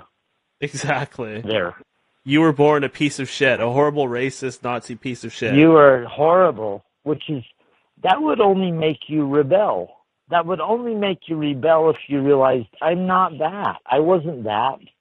That wasn't me. See, that makes you rebel. It's that thing that your interview was talking about earlier. It's the controlled opposition. Yeah, exactly. And the thing is, You're they don't want nothing but controlled opposition. They don't want people to talk about certain topics because they want to force their description of reality. They want us to be wearing a very tight shoe fit reality at all times. And if you go outside of that, if you point out, hey, there's these immigrants are causing huge unrest in Sweden. They're completely taking over. If the world sees that, they're going to want to close the gates, and then they won't get their new world order. It's quickening. What's happening is it's happening faster and faster. And the only reason they do that, which is stupid, is to try to know what every individual's thinking, maybe what direction they're going to go so they can counter them. The world's moving beyond that. There is something much deeper that's coming that can't be contained in their controlled opposition. Something more incredible's coming. I can feel it. Everybody can feel it. Whether that's a deception by them or it's a mass consciousness finally waking up that we have all been getting screwed. Because they're going to try to ride that. Realize they know that they know you don't like what's been happening. Wouldn't they be the first ones if they do that shit to jump in and say, "We got the answer. We're your friends.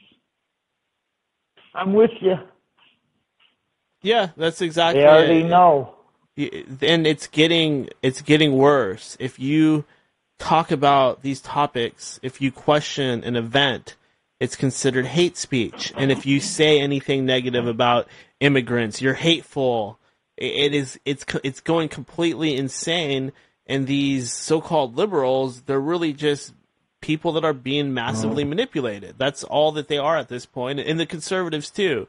But the youth are becoming programmed to be liberal and socialist, and those are the ones that, these kids are the ones that in the future they're going to open up all the borders, and they're going to open us up to this control and this anti-hate speech stuff. They are the ones that are really going to screw up the world once the old folk all die.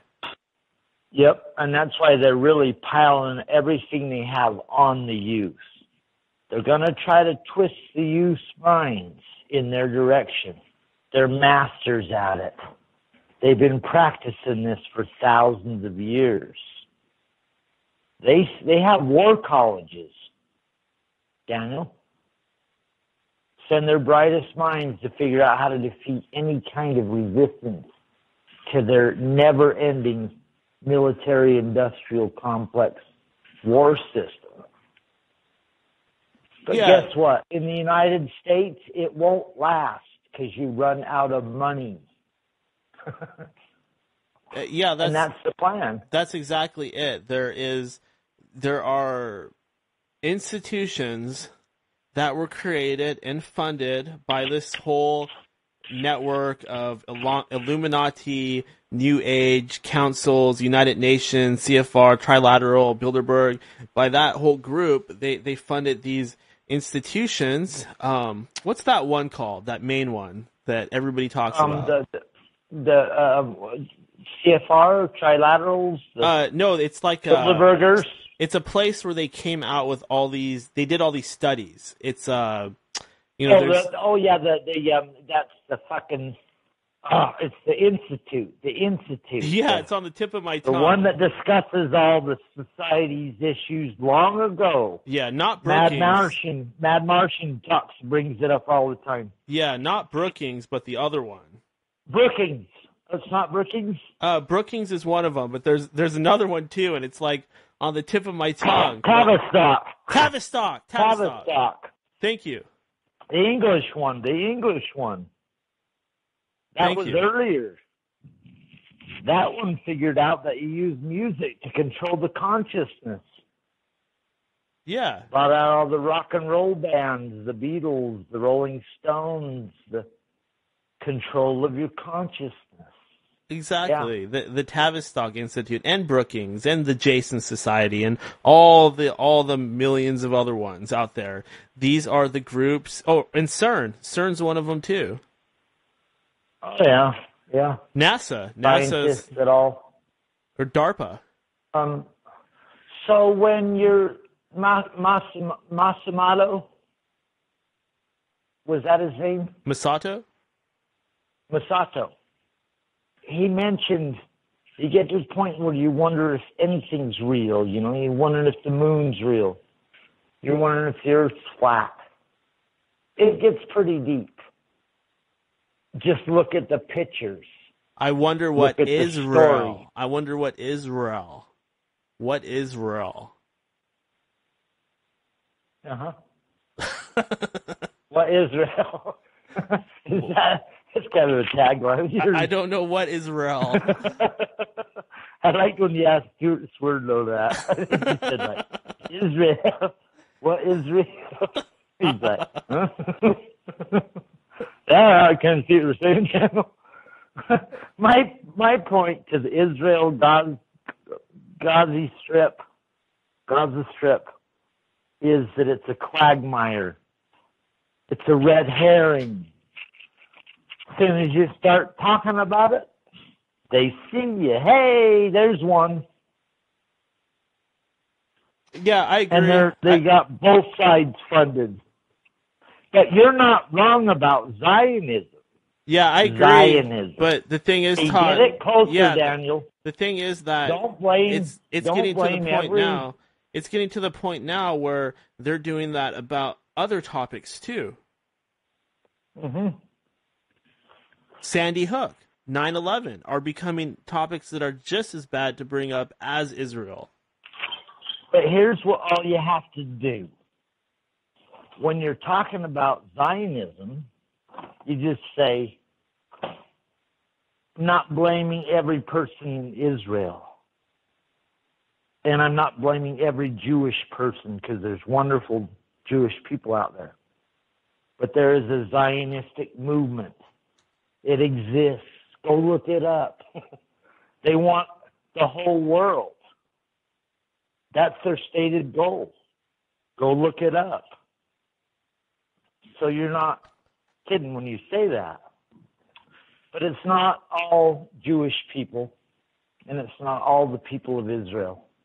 Yeah, and that is something that, Todd, I totally agree with you. That is something that we need to keep in mind because there is real, legitimate anti-Semitism and hate out there, and I don't want to have anything to do with that. I know you don't want to have anything to do with that, but at the same time, we can't be afraid to actually tell the truth. Yes, those people are extremely stupid, but we all have to remember that there are Jewish people that live in Israel, and these brave souls, they actually go out there and they protest in the streets of Tel Aviv, and they protest what's going on, and they acknowledge that it's wrong, and they try to make the whole world aware of it. And those people out there deserve a shout out, because those are the good ones, and those are the ones that really do believe in the Judaic religion and believe in the real God and the good God, and they want to do right. And we need to acknowledge that and not let ourselves succumb to foolish sort of little hatreds and biases, and you know, it's the thing like, oh, a black person robbed me on the subway, so I hate all black people now. I mean, of course, that's so short-sighted and small thinking. Yeah, exactly. So don't think that every Israel person or Jewish person is part of the one world government. No, there's a group called Zionists that want a one world government, and they're very vocal about it. You can find a ton of shit on the internet if you want to look it up. But that's not a representative of Israel. That's like saying the drug cartels or the Mexican president is a representation of the people of Mexico. Or United States citizens trapped here under a big corrupt bureaucratic system are representative of the system. You see what I'm saying? Yeah, of course. And that can be applied all around. Like, just because somebody is a Christian conservative doesn't mean that they're racist, and that doesn't mean they're a white supremacist either. We got to stay away from these dangerous, inflammatory labels that we put on each other. Yeah. And boy, you gave good advice. Don't run down to those protests. Yeah, stay away from those things, people.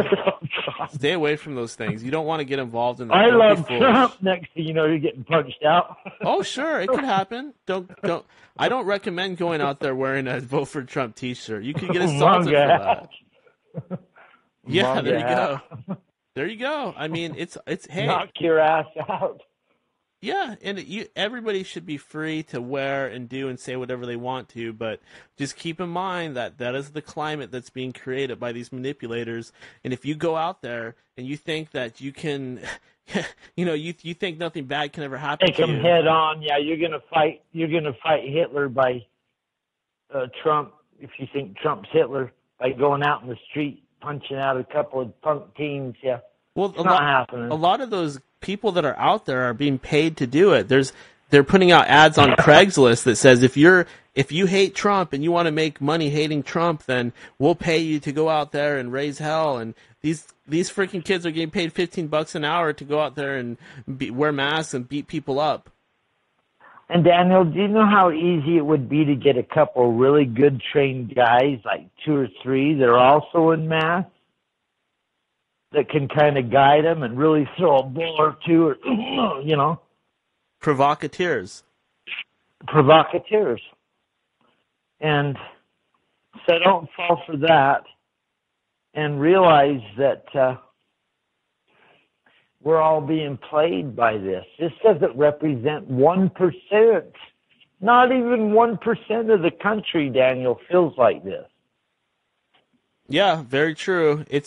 It's very strange because for a while we didn't have anything like this going on, and I really do believe that, I mean, whether you want to say it's the Book of Revelations, it's the NWO agenda, Agenda 21, or just the quickening of technology or novelty, or however you want to label it or look at it, things are increasing. We're headed towards something. It's getting crazy, and we know who's behind it. It's these controllers, these Illuminati. We know who's behind it, and we know what they're doing. But can we do anything really to stop it? I mean, hardly anybody will listen. They have their heads up their asses. You know, Masato asked, is there anything we can do? Let me tell you what you don't do. Go to the protest. Here's what you do if you want to affect change. Do it in your backyard. Go run for your local congressional seat.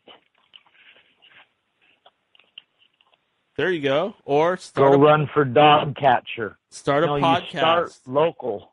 Start a podcast, or a newsletter or a goddamn do what Daniel's doing. Or make a music group. Make a music group that focuses on these topics. Make a rap group that focuses on these topics. Make a rock music group that focuses on these topics. There's so many ways that you can get the message out there. Maybe you just put your art out there in the middle of the public square. You just leave it there. He was kind of asking about how do we change our social system. And the way you change a social system is you run for the offices inside the system. And then you weed out the old ones. If we can even get there, Daniel. Technology is increasing so fast. Yeah, my whole thing with this show is I used to always talk about, we got to get the young people, we got to get the kids, they're the future. And I still feel that way, but I'm just realizing that it's really hard to compete with somebody like George Soros that has all this money and can actually pay kids $15 an hour that hate Trump to go out there and be violent. It's hard to compete with that. It really is. It really dampens my spirits and it makes me wonder if they're... Don't let your spirits be dampened, because it's actually easy to defeat because they always use the same tactics. And anybody that studies it long enough will realize this is the same tactics. And so anybody with half a brain and the will to do it can counter this easily by realizing that they're doing the same playbook. They don't switch it up. I told you that's one of their weaknesses. Maybe we should do our own protests, and whenever they go out there, maybe you and me should go out there, and we'll be like the anti-Luciferians. We'll wear like devil horns, and we'll go out there like with a Baphomet mask and devil horns. We'll be like, down with Lucifer, down with the Luciferian manipulators, the dark Illuminati cabal. We will not be manipulated. Wouldn't we be dressed in angels' wings and halos? Hey, you can wear whatever you want. I'm wearing the Baphomet mask. The Baphomet. Right on. Well, they got their guy on the other side wearing the Baphomet mask too. That's pretty interesting. You look at each other across the battlefield of the mind. Yeah, I mean that's what it's all about. We have to introduce some more powerful magics. Yeah, you know me. I'm a magician, and I know you. You're raised in a revelatory kind of, from an early days mindset. Thank God my parents weren't teaching the world was going to come to an end in a ball of fire. Yeah, that's kind of what I got. I got the, hey, you're just 6 years old, but surprise, surprise, it's the end of the world, you little motherfucker. So be happy. Because one day you're going to be burning alive. Yeah, like a fire. Masato was talking about the end of days, according to the Old Testament, where all the countries meet in the valley of Medigo in the Middle East. All the nations are brought together for the final battle. Oh, great. Well, remember talking about that part? He's like, what was that part? He's trying to draw it out of you. Oh, when nations gather. Yeah, when all the nations gather finally in Israel. Listen, the Bible is a conglomeration of books. And, I mean, there's the Old Testament that's very old, and it's documented, it's very old, and then there's the New Testament put together by the Roman Catholic Empire. It wasn't even written down until 100 years after Christ's life. He died, and that was word of mouth. So have you ever played that phone game, Daniel, where you tell somebody, meet me at the 7-Eleven, and 20 people later, it's meet me at the Circle K? Yeah, definitely. And that wasn't even what was going on. The Roman Catholic Empire wanted to rule the world. And they realized how powerful the Christian mythos was, and they're like, this is the one. So bring all your holy books to the Council of Nicaea in 380, and we're going to make a Bible out of it. And it was 36 volumes. The Bible you have today is one little, in hotel rooms, it's a little tiny book. In the old days, you had 36 Gideon's volumes Bible. cut out. That's Gideon's Bible in the hotel room. Yeah, the Gideon's Bible. Rocky Raccoon. And then Rocky Raccoon got high in a saloon. He's such a loon. Find Gideon's Bible. He fucked a baboon. He made love in the street. He got up on his feet. He's foretelling your doom. The world's gonna end. Don't you pretend. The lake of fire is where I'll send you. It's not happening. I mean, it's probably going to happen. Because they want it to happen. Well, hey, Todd, this is the way I look at it. Yes, I believe that the Catholic religion, the Bible itself, it's been twisted into some kind of Lucifer worship. I mean, it says, "Oh, worship the sun, amen." All kinds of little call no man your and... father. Or there was a part in the Bible that said, "Call no man your father." Yeah, exactly. I forget what passage it was. And then there's render. I'm your father. Yeah, and render unto Caesar. That's Roman Catholic. Roman under Caesar's what Caesar's. Yeah, and Roman under Caesar. God what God's. Yeah. So there's all this. Yeah, there's all this little stuff there. These little clues that things have been manipulated and twisted. And yes, that's very true. But it's like reading a David Icke book. There's a lot of stuff in there that's not going to be true, but if you can kind of pick out, if you can sort of cherry pick the things in there that are true and maybe combine it with other research, like there's the Lost Books of Eden, the Book of Enoch, there's the Gospel of Thomas, there's all kinds of other... Von Däniken.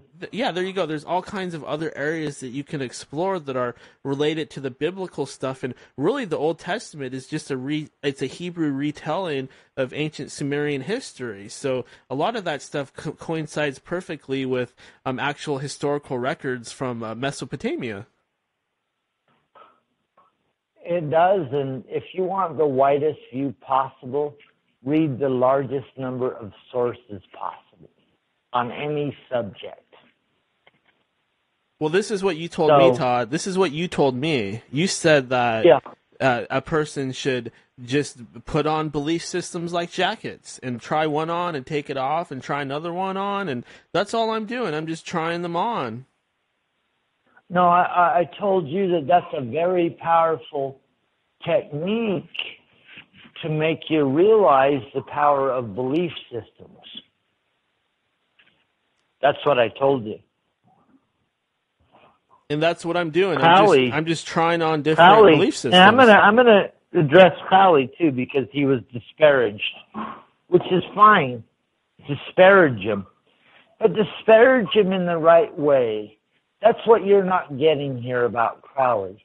He was probably a triple agent, working for the United States, Britain, and Germany through World War I and World War II. So he was taking on different personalities, becoming the beast, probably for the honor in England, for the crown. So before you hate him, read his writings and realize there's a lot of gold nuggets in there. Don't follow if you want to become a Thelemite, a member of the Golden Dawn, or his other groups, please do. But realize his writings are a record of his life. And he exposed a lot of shit like you're doing, Daniel, about his inner feelings on things and his life experiences, just like you're doing. And so you can take him from the earliest days to his eldest days. And they were hiding a lot of shit about his background because he was a double and triple agent. Yeah, no doubt. I'm sure As a that's true. magician, he could get in and out of Germany, England, and the United States during wartime because he had magical lodges everywhere in the world. France, England, Germany. Yeah, and even I'll to tell this you, day, I'm going to tell you one of the weirdest things I ever learned about him. But go on, Dan. Yeah, go on. what's interesting is I'm just adding on to what you just said. Even today, intelligence agencies, they will use things from the occult world as a code between themselves and each other. That's a very big part of intelligence. Yeah, a very big part of intelligence is having groups in other countries, an underground current of information that you can travel back and forth between. And so realize the book of the law and all the craziest, he's the devil and he's the beast, may have been more of like a cover to convince people that he was the wickedest man on earth. You've seen the stories, Daniel, about how wicked he was? Yeah, definitely. There's a lot of stuff out there on Crowley, and, you know, there's quotes from Crowley where he's saying that he loves Jesus Christ. Oh, Crowley was deep thought, well-read. The average person today kind of has heard that the Bible exists, where he actually read all the deepest books of the Bible, the Old Testament especially. The Golden Dawn was just filled with the Old Testament Talmudic stuff with the Kabbalah. And so he was so well read, he was just years so advanced beyond the average person that's calling him the beast. He went through drug addiction and wrote a book about how he got out, but then he died a happy heroin addict. Yeah, a happy heroin addict. Kind of like Kurt Cobain. But he died naturally, you know, doing heroin, not unnaturally in a back alley at 27. Yeah, that's the thing about Crowley. There's so much out there about him, and he put things out there purposely to just make people think that he was horrible, you know, whatever his... What you do with Crowley, Daniel, is what you just said. Look for the nuggets. The only reason he's even being put out is because there's gold nuggets in there. You have to have discernment. You don't jump off a cliff because he tells you in the book, now go jump off a cliff. Yeah, you don't want to do that. Books are full of tricks to weed out stupid people. Yeah, you don't want to go jumping off of cliffs. Absolutely not. He didn't say jump off a cliff. He just told you to do dangerous, magical things. And if you don't have any discernment and you don't understand, you know, one of the fastest things that'll shore you up to magic exists, go do a spell unthinkingly, a love spell. Find out what happens.